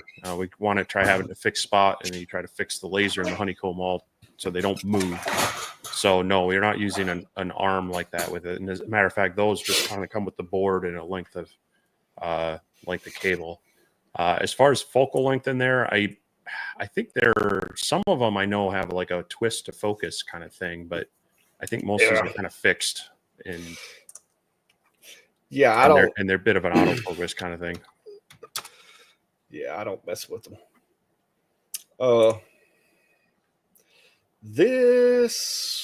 Let's see. This right here is the mount that I've got in Enclosure Zilla. I've got this little 3D printable box that I made. This is like if you want to use it as an observation camera on the side, but it's a 3D print file that I made for them, and they just kind of snap in there, and you can put them together with this pin right here, or you can substitute a screw for that if you want. But yeah, that's what I'm using in all of my enclosures. I have other designs that I've made over the years. I've got this one here that let's see here. Where's the pictures? This one's the one I made for the We Create, and it's more or less just a little box that's made out of acrylic, and it works as well. But you could use this with your enclosure, or use a little plastic one. And if really long time ago, I used this little wooden one, which is basically the same as it just depends. But I've got several different little files that I've created over the past couple of years, so it's just whatever flavor you want to go with. Yep. But I find that I have better luck using my little DIY boxes than I do trying to use these clamps and hokey things that clamp to shelves or whatever. Norbert's asking, would anyone be interested in doing a monthly challenge for a project? Once a month, someone puts up a design and build challenge for the group, and everyone who wants to submit by the end of the month. And I know you and I have talked a little bit off and on about trying to coordinate that, but I know both of us we end up maybe in 311 days. Maybe. There you go. But yeah, maybe we can come up with something like that. I mean, it sounds fun, but I really like. There's a lot of things that may happen in 311 days. Like up until this point, I don't have. You currently can't join. Like I don't have memberships on my channel or anything like that. But the reason is because I don't have time to do anything extra for folks. And if you're gonna be a member, I think you should get extra member privileges. But look for that to be coming. The closer we get to that day, right there. Because I do want to do that eventually, because I want to have like one day a week to where if you're a member or whatever, I can just throw the camera up, be in the shop working. Y'all can ask questions. I can show you, demonstrate to you live. Those are things I want to do. But right now, there just ain't enough hours in the day. So I'm just having to get by without it. So I do want, somebody asked a question about my camera. I do want to show you guys. I'm going to do entire screen this time because that was a pain a while ago. This is inside Enclosure Zilla. I've got it powered up and ready to go. So I'm going to move my machine up to my park location, which is up that top left corner up there, to get it out of the way of the camera. And then we'll update the overlay, and I'll show you what I'm doing here. So that's the view of my camera. So if you were asking, can I see the entire workspace or whatever? There you go. There's your answer. Let me grab a couple pieces of wood.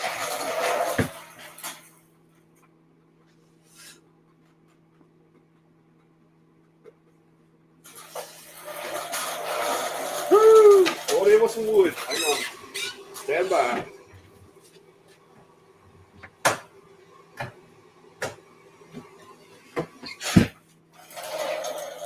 All right, so I put two pieces of wood in there. I got one at either end of the enclosure because we all know that, typically speaking, the most accurate part of this camera is going to be that is directly below the camera. Once you start getting further away from it, accuracy kind of goes to Hades in a handbasket there.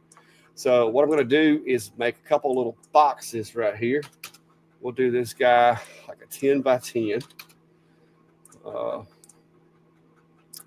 Make sure that's set to an engrave. I'm going to put one there. We'll stick another one over here. Stick another one over here. And another one over here. And it's for, good measure. So there we go. Cuts and layers. I'm going to run this at about 200. Speed at 100% power. Air assist. We only need like 127 on the LPI. And we're good to go. I'm going to do it individually because I do not want it trying to go across all that white space. So hit OK. So there we go. And I'm going to let this burn. And we'll be right back and look at the results. I'll show you the accuracy that I'm getting from the camera. So, yeah, I love my setup. I love my enclosure. That's why this machine is it's my go-to for most stuff. Now, here lately, I've been using the Atom Stack a lot, the Hurricane, but this machine still, it's just, I don't know. I'm just spoiled. And Steve's trying to make himself an enclosure over there, and he's going to be the same way once he gets it built and gets his machines in there. He's going to be spoiled as well. Yeah, I hope so. Mike's asking, am I planning on doing any more videos designing in Tinkercad? And so as I've mentioned in the videos, I'm not by any means an expert in Tinkercad. I've played with it off and on over the years. And the reason I like to promote it is it's a free and fairly simple way to get started with 3D modeling. Anybody can go on there, sign up for a free account, start messing around with it.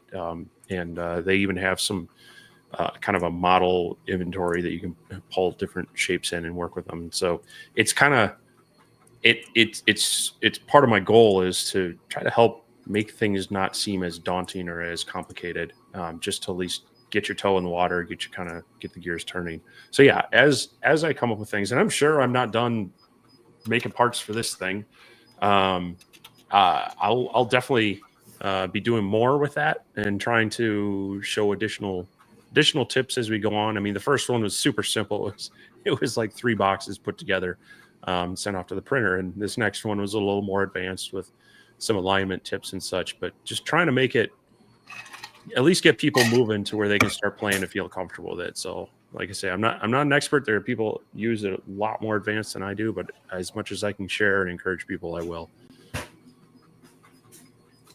About time to restock in water. I got 2 more in there, and both of them froze solid.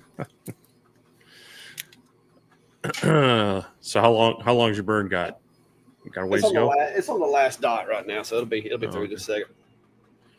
There it goes. Maybe you want to. Okay. Well, here's a question for you if you want to answer that quick, maybe. All right. Michael Key's asking, guys, do you have any issues with the camera on the Hurricane? I've calibrated multiple times. Full bed is seen in the calibration, but taking pictures of LightBurn does not show the full bed. During the calibration, you should only be seeing the work area. You're not going to see the whole bed per se, because LightBurn, as you'll see right here, LightBurn only shows you the designated, when you calibrate it, it only shows you the area that you've calibrated it to. This is what the whole view looks like is over here. But no, my Hurricane, I can power it up and show you in a minute, but it's the same way. It does this as well. So I'm hitting the update overlay button right there on this job. And let's see if we can, let's see. Let me change those to a line. That's what I need to do. That'll make it where I ain't got to keep going back and forth. Let me just change all those to a line. That way we can see. So you can see that's fairly close. It's a little grainy over there. It's kind of hard to pick up. I should have made the dot bigger. That one's pretty much dead on, but it's just hard. Hey, let me see if I can get the camera to do a little better than that as far as the. Let's see. Fade. That's terrible. That one's a little off. You can see it's over here. And I don't know where the heck that one went. Should have made those bigger. That's terrible. But let me get this. Yeah, those are pretty small. I don't know why it won't see all of them. So I haven't had any issues with the camera in the Hurricane because Clack gets all the cool toys and I don't have one, so can't help you there. No, it works fine. I mean,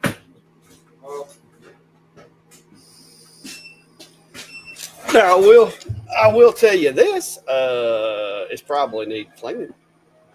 Let me get my window back up. Let's see here.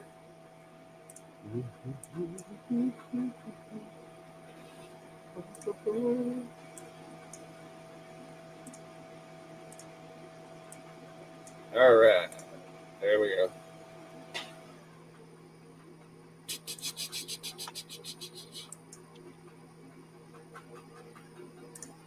Hold up. Crap. How did I lose my window? Stand by. Hurricane. Which one's Hurricane? Oh, I ain't got a new one of Hurricane yet. All right, hang on. Here we go. Entire screen. There we go. Share. All right. So, going over here, select the Hurricane. Column 33. Camera.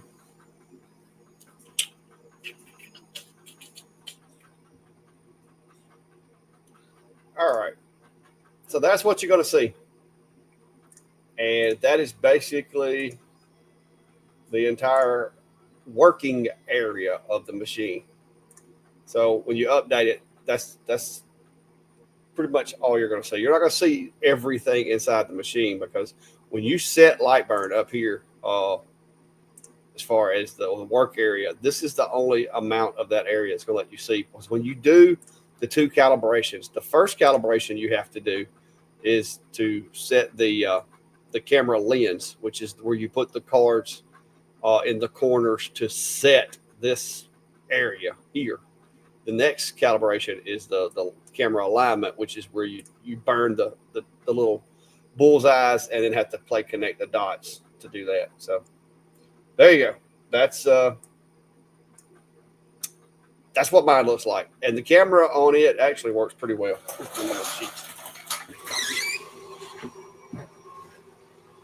Let me burn up my wood. Now, I will say this. I'm not crazy about the fact that I got to leave the door open to use the camera, but it's not terrible. So I would prefer to not have to leave the door open to use the camera, but I can make it work. Let's see. Cuts. 300. 100. All right, let me put the camera back up. Watch this.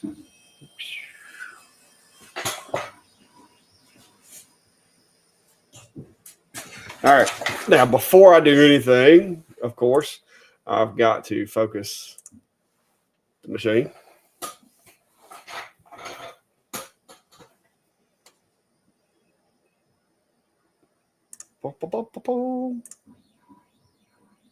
There we go.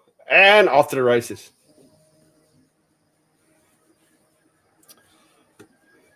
So there we go. There we go.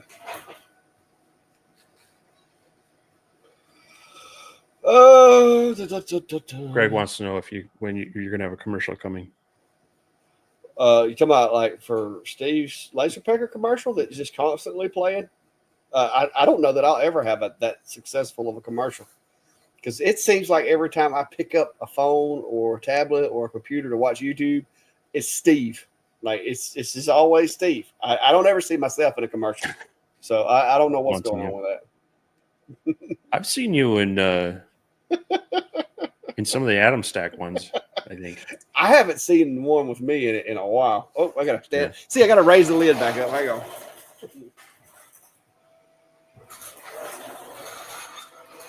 Yeah, that's so backwards for most of the other lasers. See, and I haven't calibrated it lately. So, I mean, I don't use them for framing. That's what I try to tell. That if I wanted to know, you know, like, okay, I've got this shape and I want to be able to put it between here and here. How big can it be? This is what I use them for. Okay. All right. Now I know. Okay. That'll fit. Now, is it going to be perfectly lined up with those? No, but at least I know that's about how big I need it to be. I can also, like, I've also done like trace stuff, like with the camera, take a picture of it with the camera, and then come in here and, of course, take and trace it so that I can make a cut. And I know Steve did a video on that where he was fixing the battery in a model airplane or something. But the cameras have a usefulness, but they do not, I repeat, they do not eliminate the need for good framing or jigs or fixtures or whatever. So that's well, told you. And that's the thing on the, I know on the X-Tool S1, they gotta get a bit of a dig on not including a camera in that one. And honestly, I was guilty of that. I was guilty in the beginning. The crosshair positioning on that is super accurate. Yes. I mean, yes, I was one of those. Yeah, to me that it's not as quick as just update, overlay, and whatnot, but it's far more accurate because you get an actual outline of the shape you're working with, and then you can place it there. So yeah, it's that they're good to a point. If you need ultra precision, you still need to check your work. Yeah, the camera, like I said, camera's a tool. It's kind of like a laser rangefinder. If you're playing golf or if you're shooting a rifle, I mean, it's a really good tool. But if you were going to build a building, like if you were building a bridge or a skyscraper, you're not going to want to go to Walmart and get one of those little cheap laser rangefinders to lay out your form with. You know what I mean? It's a tool, and with the tool, it has an expected level of accuracy, in my opinion. And it's the threshold for that for these cameras, for LightBurn cameras, is very low. Like you said, the S1, I was one of the first people that was like, oh my God, X-Tool messed up because they didn't put a camera in this machine. If they had put a camera in there, it was perfect. I even had plans to put a camera in mine. Like I was going to drill a hole in the lid and put a camera in there. But then the more I used it, it kind of grew on me. And now, like, I'm with you. I honestly think it's more accurate than using a camera. I'll give them that. In the early days, I was like, oh, they've screwed up with this machine. They should have put a camera on it. But now it's like, okay, I don't need a camera with this machine because of the way that it works. Circles, squares, rectangles, curved surfaces, all this stuff. That little pin thing, it just works. So I do like it. So yeah. Rich Shoes, see my comment, blah, blah, blah. Oh, there we go. I think I found it. Got a question on a Creality Falcon 2. What would cause diagonal lines in the engraving if you're scanning at 0 degrees? Diagonal lines? You ain't got that set to perforation, do you? It's just, yeah, I guess maybe a photo would really help. Yeah. The only thing I can say that comes to mind right off, and I don't know how it would have happened, but let me, where's the screen thing? When you set up your layer, make sure in this setup right here, go over here to advanced. Is it in no? Where's it at? No, I thought it was in advanced. Hang on. Let me find it. Well, did they take it out? Where's the perforation got off to? I think that'd only be in a line and not an engrave. Oh, yeah. That's going to be the problem. Good catch, Steve. Good catch. That's why I was like, what in the world? It's like, what in the world, Steve? All right. Make sure this little switch right here is not on. Because what that's going to do, that switch there or this one, either one of those, because this little tabs and bridges and perforation, what that basically does is ever so often it doesn't cut. It leaves a little tag in there. So, did he say it was doing it? Oh, this is engraving. Oh, so that's not going to be it. But, other than a material or a loose wire, I don't know. I can't think of anything that would cause it in engraving. So Brent, he's asking how he can send a photo. If you're on Facebook, dropping it in the group would be great. Otherwise, if you can go to either of our pages, there's a contact information. Our emails are listed there. That would help out to be able to see exactly what it's doing. I've seen some things where you'll get a little bit of a diagonal when like the resolution is off for your pixels. It's usually because it's either way too high or way too low for what your laser can do. But without seeing it, we're going to be kind of making a lot of guesses at it. So yeah, if either through Facebook or if you can jump out to our pages, find our emails on there. You could send that to us. We can take a better look at it. Mike is saying, if I was to upgrade from Atom Stack X7 Pro, what would you recommend, an A70 or the Hurricane? That's going to depend, Mike. The A70, I like my A70. It's right there. It does a good job, but it's an open frame machine that needs an enclosure. It needs all these other things, exhaust fans and all that. Whereas the Hurricane is pretty much everything you need in a box, unless you're running a long distance for the exhaust, and then you might want to add an extra fan, because the fan in the Hurricane's a bit underpowered. It's like the first version of the P2 was. The fan is literally just enough to get the exhaust out of the machine and maybe arm's reach. That's about it. Are you going to be cutting acrylics? Do you want to engrave clear stuff or cut clear acrylic? Because if you do, then you're going to have to go with the CO2 unless you want to spray everything. As far as engraving, you can spray them and do them, but the CO2 does a much better job at engraving glass or engraving clear stuff because you don't have to spray it or mark it or anything.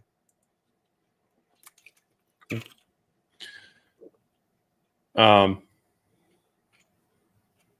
had a question come into me direct that I'll probably still get back to them, but they had said I could answer on the live. But asking about a question about the Onefinity and the Pro Series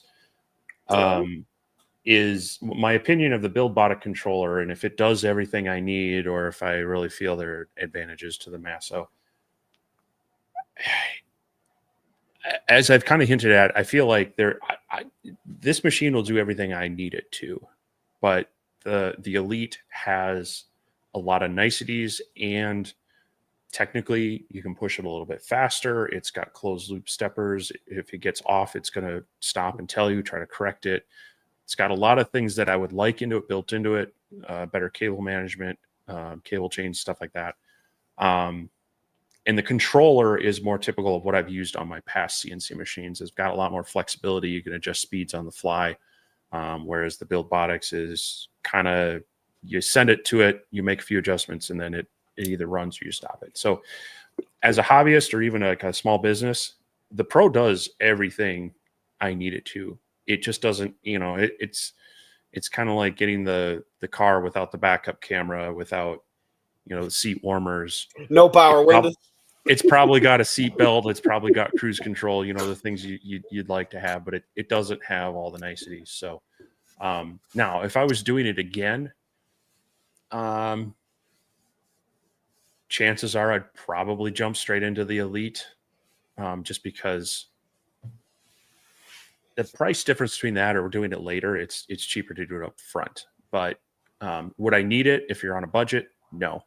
And actually, I think right now they're also running a special. If you buy certain machines, you get the spindle upgrade for free. So, and I don't have any affiliate links for us. I'm just telling you this as a user. Yes, I like the machine. It works well. Yeah. Do I think you need the Elite series? as I tell my wife sometimes, I think needs a strong word here.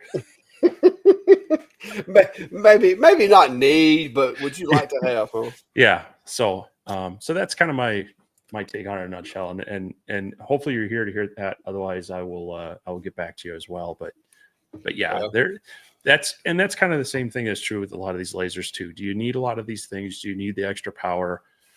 Not always, and more often than not, you can still get by and do things with some of the more basic lasers.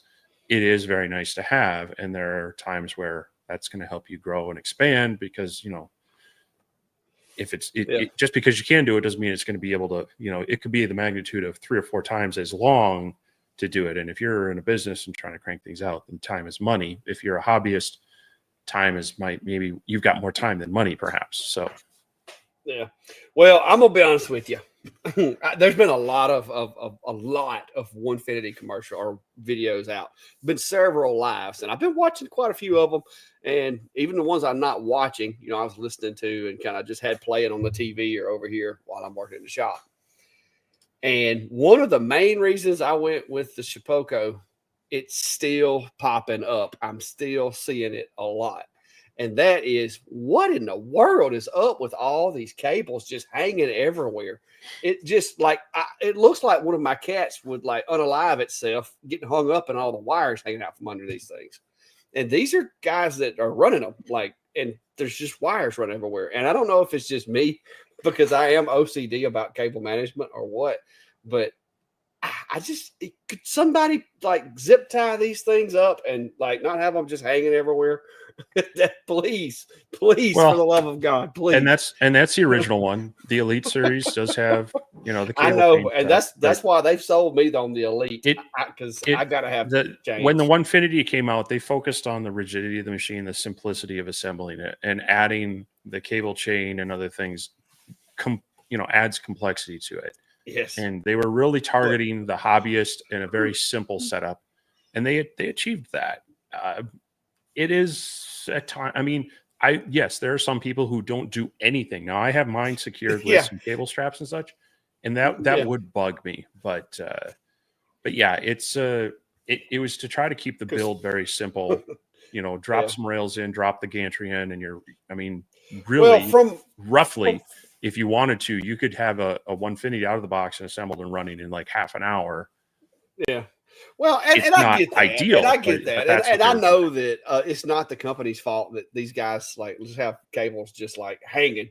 But for me too, it's a matter of I don't want all those wires hanging because what happens if I drop a piece of material or something, it falls over and it grabs one of those wires on the way down, it could snatch something loose or break something. So I want my wires secured, not only for looks, but for protection of the machine, because a couple of wires going in and out of a stepper motor or something, and a board falls over and slaps it and snatches it out, and now you've got something you got to fix. It just bothers me, and I don't know why it does. That's just I don't worry about whether the machines are loud or nothing like that. But cable management, I guess, it's just if you saw my desk at work, you would understand, because I've got Velcro, all the cables are Velcroed up. But yeah, the Elite, I do like the fact that they added the it's got the chains, kind of like the Shipoko's got, which is much, much better. I will gladly give them another hour or two of assembly time to have clean looking wiring, because that's just, I've been seeing these videos. I was like, guys, get some zip ties, just zip tie those things up a little bit. But yeah, I like the machine. I've really contemplated getting a small one, like one of the 32 by 32s that I could fit somewhere. Maybe, I don't know, if I threw some stuff away, maybe. And just so that I could run one, I've thought about getting the Elite 32 by 32 or whatever it is, just to be able to say, yes, this is what a Onefinity does. When I get my bigger shop, maybe I can get me a Onefinity that size and just set them side by side. We're going to have head-to-head stuff. But I was hoping Shipoko or Carbide would come out with some cool stuff for sale. But yeah, so far I've nothing but crickets from Shipoko or from Carbide. Getting late, so I want to wrap up on a few of these questions, though. But ETLC is asking, when using my CO2, it recommends to change the water every week. Is this necessary if I only use it 1 or 2 times a week just to engrave acrylic? Honestly, I would not, unless you have unless you're running one of the very basic lasers where they send you a water pump and tell you to put in a 5-gallon pail. Then you're more likely to have some contaminants in there. But if you're running it in any sort of like enclosed chiller setup, you know, a lot of these desktop ones have it that way. Or if you have kind of even the standalone chiller that's piped in, that's a closed system. And I would change that maybe every 6 months, depending on your use. Every week, you're asking a lot to add contaminants to it just in the process of changing the water. You're asking to introduce air bubbles in when maybe they don't need to be there. So that, to me, it seems excessive. I've never changed my water that frequently outside of running it out of a bucket that wasn't sealed, and some you start getting algae and other things in there just from contaminants. So if it's a closed system, definitely not.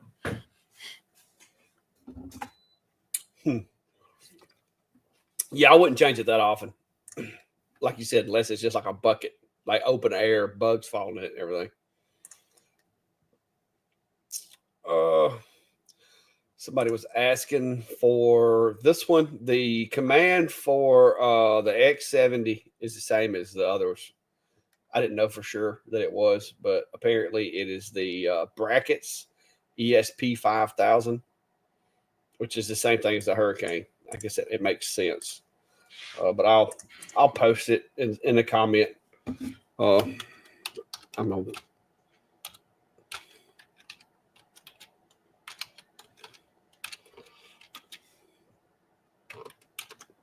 Well, did it talk the first part of it in there? No. There we go. There's the autofocus. Woo. And it's the same as it is on. It's the same on that one as it is on the Hurricane. So it's the ESP brackets ESP 5000, and it's exactly the same on it as it is the Hurricane. Hurricane.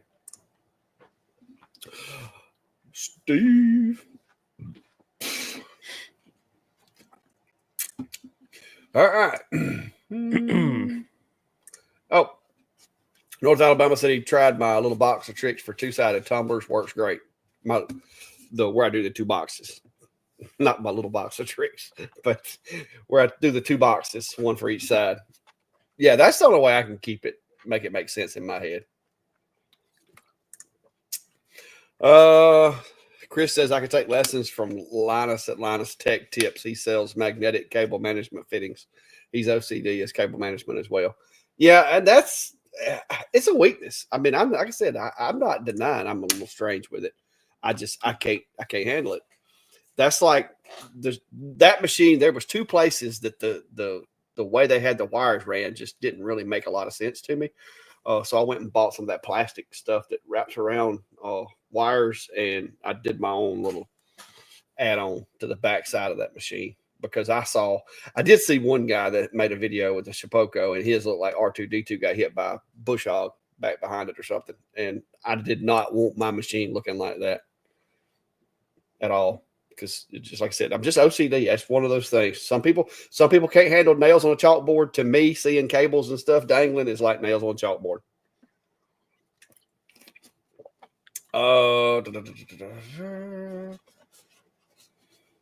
Okay, so Brent apparently put some pics on the group. Let me go over here and see what he's got. See what we're working with here. These are the 2 that looks like it's been posted. Oh, is that a tag? Anodized aluminum plates, it looks like. Oh, okay. Yeah, pull your focus up. I'm not seeing the lines he's talking about, though. Now, I will tell you, I can see in that. Is that your screen or mine? That's your screen. I can see. It looks like it's in the material, though. A little bit of shading, like a couple little sets of lines. Like if you look real close right there toward the top of those letters, that actually looks like that's part of the. Like it looks like it's in the material, because that's probably like some kind of extruded aluminum to where it's like run through some rollers or something? If you've got a spare one that maybe is that you're not going to be selling or giving away or whatnot, try doing an engrave both in 0 degrees and also 90 degrees and see if the pattern stays the same. That might tell you if it's more material or not, or if you're seeing this in other materials such as wood and such. Because I would tend to agree. It kind of looks like the grain of the extrusion. Yeah, I think that's material related. I don't think that's laser related. That's actually really clean. Looking at the edges of the engrave is kind of where I tell if the machine has problems, because where that black and silver meet, if it's got problems, that's where you're usually going to see it. So to me, that looks material related. I'd be kind of curious if you went in between those and just like engraved a little patch, if you wouldn't be able to see that line continuing from one letter over to the other. Now, maybe if you backed off the power or either picked up the power, could you conceal that or remove it? I don't know. But yeah, that looks material related to me. Let me see.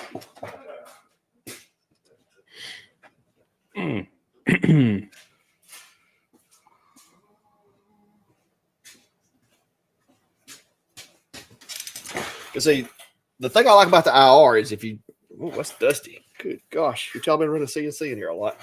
The thing I like about the IR is you can actually turn this anodization white, but if you do them with, like I did this with the blue, or either I made it with the white, but I got it hot enough to where it actually removed the coating. These don't have, this looks like it was brushed, like with a brush wheel before it was coated. I'm not seeing that in this one, but I can't guarantee you that ain't just part of the, is that with a blue? I'm guessing he says a chirality, so it's got to be a blue laser. Maybe back down on the heat and see if maybe that's some kind of annealing that's happening, but there's variations in it because of impurities in the metal or something. I'm curious. See, Nick, you got me wanting to test it now. This I did with the X-Tool S1 with the IR module, and you can see that's a thumbnail. I had it in my downloads, and so I laser engraved a picture of a thumbnail on a license plate. But this is the IR. I did a video with it the other day. I'm still playing with it, but so far so good with big stuff like this. I think it's material. I don't think that's in the machine. Which is good news. Yeah, try backing down on the power, because it's a possibility too that you're getting it hot enough that like it's the metal is reacting with the heat and causing those lines to be more visible. You make it go down with it or up with it and cause them to be less visible. So yeah, I've seen that on some especially on like some tumblers when you're trying to get that powder coating off, and you get a little hot. It's like the grain, you'll see just kind of specks of it. It won't be like a solid color, but you'll see kind of a bit of a wavy color to it because it's gotten too hot. But yeah. Other than that, the engrave looks pretty decent, pretty good to me. I mean, I don't see it like scratch lines in it or nothing like that. It looks like he's got the edge, right? the edge of the letters look really crisp and everything. So yeah, let us know. Post something in the community page and let us know when you figure it out. But I'm thinking it's material related. I'm thinking that if you, no matter which way you do your scan angle, I think you're going to see that. I think that's just part of it.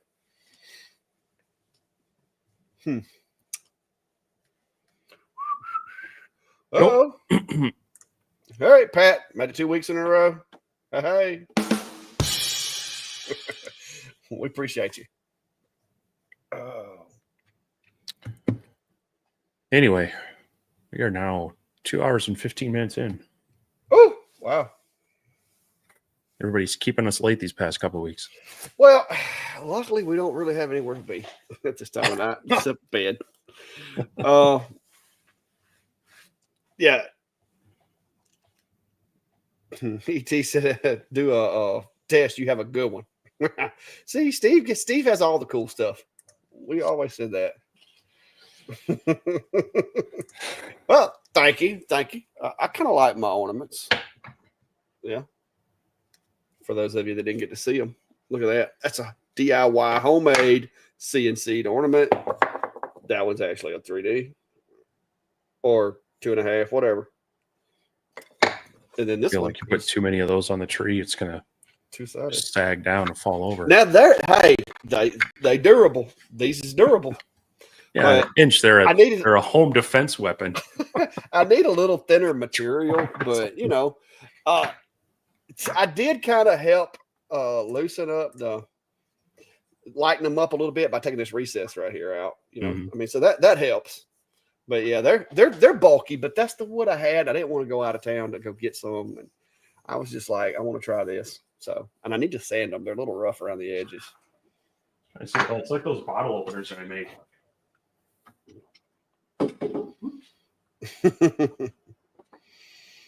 My box of goodies here. Oh, look at you. Oh, yard sale items right there. Is that the giveaway box? You know, it's a nice chunk of oak, and it's got that, you know, just little finger hold for. Is that the giveaway box? I got one of those when people come to visit. They're like, "Oh, I'd love to have something like that." And I'm like, "Well, here, pick you something." Yeah, it's kind of the random project stuff, you know, from past things. Yeah, I got a box like that one. There's a box, you know. I need to make like a treasure chest and put all that stuff in. Oh, here we go. This I should definitely give away. Oh yeah, that's a big good one right there. But anyhow, Brent, I usually run air assist anytime I'm engraving. Now, if you have the ability to turn it down a little bit on aluminum, you can. But the reason I do it is not so much because I'm worried about a fire or smoke or anything like that. But the air assist will actually, on aluminum and stuff like that that's anodized, it'll actually blow that coating, the little pieces of like soot, so to speak, off of the material so that you get a more consistent engrave in a lot of situations. Now, I'm not saying it makes a major difference, but it's just an air assist. What's it hurt? You know what I mean? Because it definitely, if you had soot piled up on your engrave, it definitely could negatively impact it. So, I'm pretty sure Steve does the same thing. We pretty much have. Oh, there you go. Glenn says, Mr. Ventari having real issues with 1/4-inch acrylics, but after your video, no more problems. That was 5 months ago. Woohoo! Glad it could help out. Is that better? I turned my flat down. Wow, that one just kind of goes on and on. Yeah, it lasts. That I got that especially for our giveaways that are coming up. So, guys, if you don't know, there's going to be some stuff given away. The last live before Christmas, which I think, did we decide it was on let me look at the date. I don't want to lie. 22nd, I believe. So it'll be December 22nd. 1, 2, 3. Like, well, that's only 4 weeks away. Yes, and we're going to be giving away some stuff. We're going to have some more Amazon giveaways. We may have some shop giveaways, all kinds of cool stuff. We're open for giving away your shop. No, not like shop giveaways, but like stuff from the shop. It's like, hold on, we didn't discuss that. No, I mean, if somebody be willing to build me a 30 by 60, they could have this one. You know, I saw this really great review on a Vivor inflatable nightclub. I think it was 20 by 30. You know, I don't think so. You're always talking about how you're rednecking things together. I mean, no. My next shop that I build is going to be. I mean, this one I have managed to do okay with this one, but an engineer would really go crazy looking at the way that some of this stuff is pieced together. So I'm going to try to do a little bit better job of constructing a safer, more dependable structure next go around. And the last thing I need is something that like a cat could claw it and it'd be like, and my whole shop fall down. There you go. Yeah, okay. No, sir. No thanks. Yeah, I saw somebody did a review on one of those on YouTube, and I had to click it. Like I had Oh to. yeah, I had it too. Some random person did a review on one of these, came up in my feed. I'm like, what is this? But Oh, yeah, there you go. That's your new shop right there. Well, for only $1,200, less than the no, sir. cost of a mini split. You Mm. can have a new shop.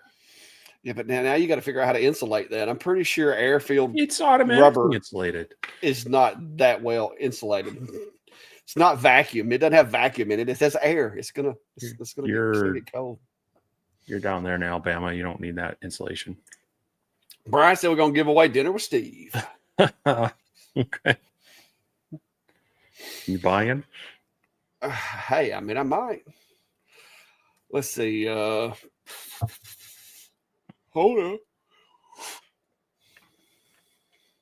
on. No, Brent, we're going to have actually, like I said, there may be some more partnerships. I've had a couple of companies that have mentioned they might want to partner with us for the Christmas giveaway.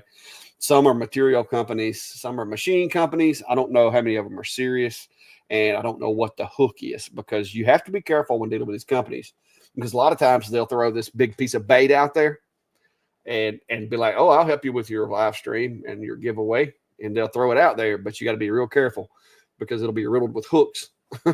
So you have to kind of go through that and make sure, like with Adam Stack, Adam Stack didn't want anything extra from us whatsoever. We had the drawing, we gave away the machine, they shipped it, the lady received it, it went flawless. But sometimes they're like, okay, well, we'll do that, but I want like 5 videos and like 100,000 people to watch the video and blah blah blah. And we're just looking for somebody who just wants to join with us to do something that's pretty cool, with the expectations that it will benefit them, but we can't promise them it's going to be like a viral video or anything. So yeah, I think I'm pretty close locking one down. So it's sounding pretty cool. We got to work out all the details, because kind of like with Adam Stack, they can't always ship everywhere. So we want to try to make sure we have as much inclusion as possible. That's why, we're also including the Amazon gift cards, because those are pretty much worldwide. And we'll try to make it as big as we can, have some fun, spread the cheer around as much as we can. So, it looks like that'll just be 4 weeks away. It's going to roll right up on us. So, looking forward to it. Brent, no, I haven't ever replaced any machine, the X-axis pulleys. I've been fortunate. I've had very few issues with machines, and most of them, when I did have them, were electronic, or it was something I could easily fix, like a wire or something that got messed up. There's one more question from here we go. I had to scroll up to it because he just also put it in there. TJ Michael, he's asking, looking at 30-watt fiber laser, head spinning because looking between Monport, Commarker, G-White, and OhmTech. Now you've had experience with because he's looking at the Monport. Now, is that the one you have, the GP30, or is that a different one? Yeah, it's that one right there. So, and you've had a Commarker as well, so you can kind of speak a little bit. Yeah, the Commarker wasn't a bad machine. Now, me and you both had the Commarker B4. It was a 20-watt standard. It wasn't a MOPA. This one is a MOPA. So that's a little different, but it's more or less just the source is the only big difference. They sell a version of this that is very similar to this one. It's just a 30-watt instead of being the MOPA. This is a little bit of an upgrade to get the MOPA. All of these machines that I've seen so far on the internet and so forth, like if you see other people's channels and they're reviewing these different lasers, a lot of them, like, they go get parts out of the same box and they put it together and they slap stickers on it that has their name on it. And so don't be surprised if you buy a OhmTech or a Gweeke or a Commarker or whatever, and it looks just like this machine, because a lot of them do look a lot alike. Now, I will tell you, when you get into the fibers, there's a lot more adjustments that have to be done to fibers. Like, Steve, I think you're going through that with a machine right now, to where, like, you've got the timings and There's tiny little adjustments that you have to do with these that with like say the X tool or the laser pecker or whatever, you don't have to fool with. Ooh, I don't know why. So that's one thing to consider is they're cool. They're really, really cool, but there is added complexity to setting them up properly. And I don't know exactly why that is. I don't know if that's why, X Tool and Laser Pecker charge a little bit of a premium price for their stuff is because they fix it to where you don't have to do that or what, but there is. I had to do it with this machine. I did not do it with my calm marker, but to be honest with you, probably because I just never did enough research to realize that it needed to be done. Because this machine opened the box, did an engrave, made the adjustments, did another engrave. It was engrave. It was a big difference in the results. So, and there's lots of videos out there on doing the timing and everything, but that is a real thing with those. But they can also set that up in the in the device file and or the correction file. So if they're consistent with their manufacturing and they address that in there, it's probably to the point where you don't notice it, and you might be able to get minor tweaks if you're super picky. But sometimes, yes, they come and they're way off, and so yeah, it's a little bit of a different learning curve with some stuff. And the MOPA, unless you're really trying to dial in some of those colorings and such, I would definitely opt for either more power, straight up power, or save some money and get the non-one unless you're wanting to play around with that. So my experience is primarily with calm marker outside of the laser pecker and the X tool ones. It's a decent machine. They've been fairly responsive when I've had questions. They've been around a while. They have a number of machines out there. So I think between the 4 that you have listed there, I'd probably stick to Monport or calm marker. I think calm marker, they kind of focus just on the Galvo style lasers too. So whereas Monport, they're spread out a bit. Yeah. Like I said, I haven't had any major issues with it, but so far so good. Pat said to purchase one of the cameras that I have in my Amazon shop. Thank you. That is great. That you guys do that. So yeah, I'm guessing recommending the camera, but yeah, they like I said, I've used those cameras with most every laser on the market, or at least one similar to it, and it works pretty well. What is wait a minute, hang on, what is this? Jay Cloudfather, how about you offering a laser filter and cleaning kit? I have a prototype. Let me know if you're interested. Yeah, my kit's pretty basic. Most everybody knows what my basic is. My kit is just 99% alcohol and some swabs and some brushes, Windex. I don't know if Steve, you look at link acrylic video. I think they might have been talking more about the material testing stuff. That video, I don't.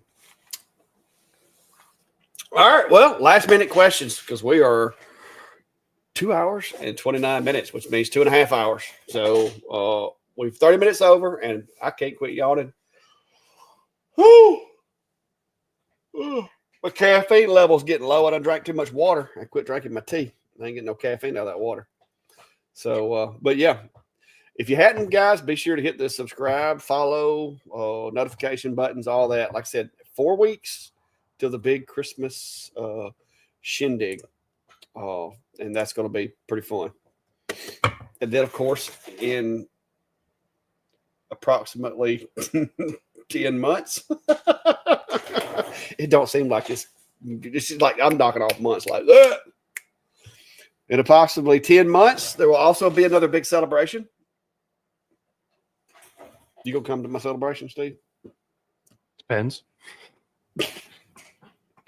But anyway, guys, yeah, I'm gonna go check out Ballard's video. But like I said, Robert, is it? No, it's not Robert, is it? What's his first name? Ryan. Ryan. I was going to say Robert. I don't know why I'm thinking of Robert. Ryan over at R. Ballard Designs. Like I said, they do lots of CNC related content. I think they're getting into the other machines as well, as far as lasers and 3D printing. You know, us guys I mean, once you get into one, it's like somebody brings up, oh, I know you got this machine, but did you know that there's a machine that does this? And the next thing you know, you just got a pile everywhere. So that's just the way it works. But we appreciate them, Ryan, participating and hanging out with us, and all you other guys that are out there. Spread the word. You know, good things coming for Christmas, but by all means, there's another 3 shows or so before we get to the Christmas edition. So be sure to just like create yourself a reminder and have it repeat every week that the Sunday Night Live will be on at 7 p.m. And just come sit down, hang out with us. We hope that you'll at least get entertained or get to see me yawn, and maybe even learn something. So I think it's pretty cool. Oh, there's definitely going to be a party before too long. But good to see you guys. So Steve, you want to sign us out there, sir? Not much more to say, but you know, if you're here in the U.S., hope you have some time off and enjoy some Thanksgiving. I know we're taking it pretty easy here. I'll probably have some extra shop time. Who knows? Maybe we'll spin a pop-up live and hang out in the shop if nothing else. So I hope for those of you in the U.S., you do have a good holiday and get some time off with family or friends or by yourself, however you'd like to celebrate that. And don't spend too much on Black Friday sales and such. Keep that within your means. And yeah, we'll more to come out of both our shops here in the next week, I imagine. So. Oh yeah. Hey, are you going to engrave a turkey by chance? Was that like? No, we're not doing anything turkey this year. You're going to engrave some chicken and dressing? I mean, you got to engrave something Thanksgiving themed. I would really love to see you take your LP4 or LP5 and engrave a turkey. I'm just saying. We're not doing any, there's no turkey here this year. It's too much work. Too much work for that. No. All right, guys. Y'all be good, and we'll see you later. Take care. We'll see you. Play that exit music.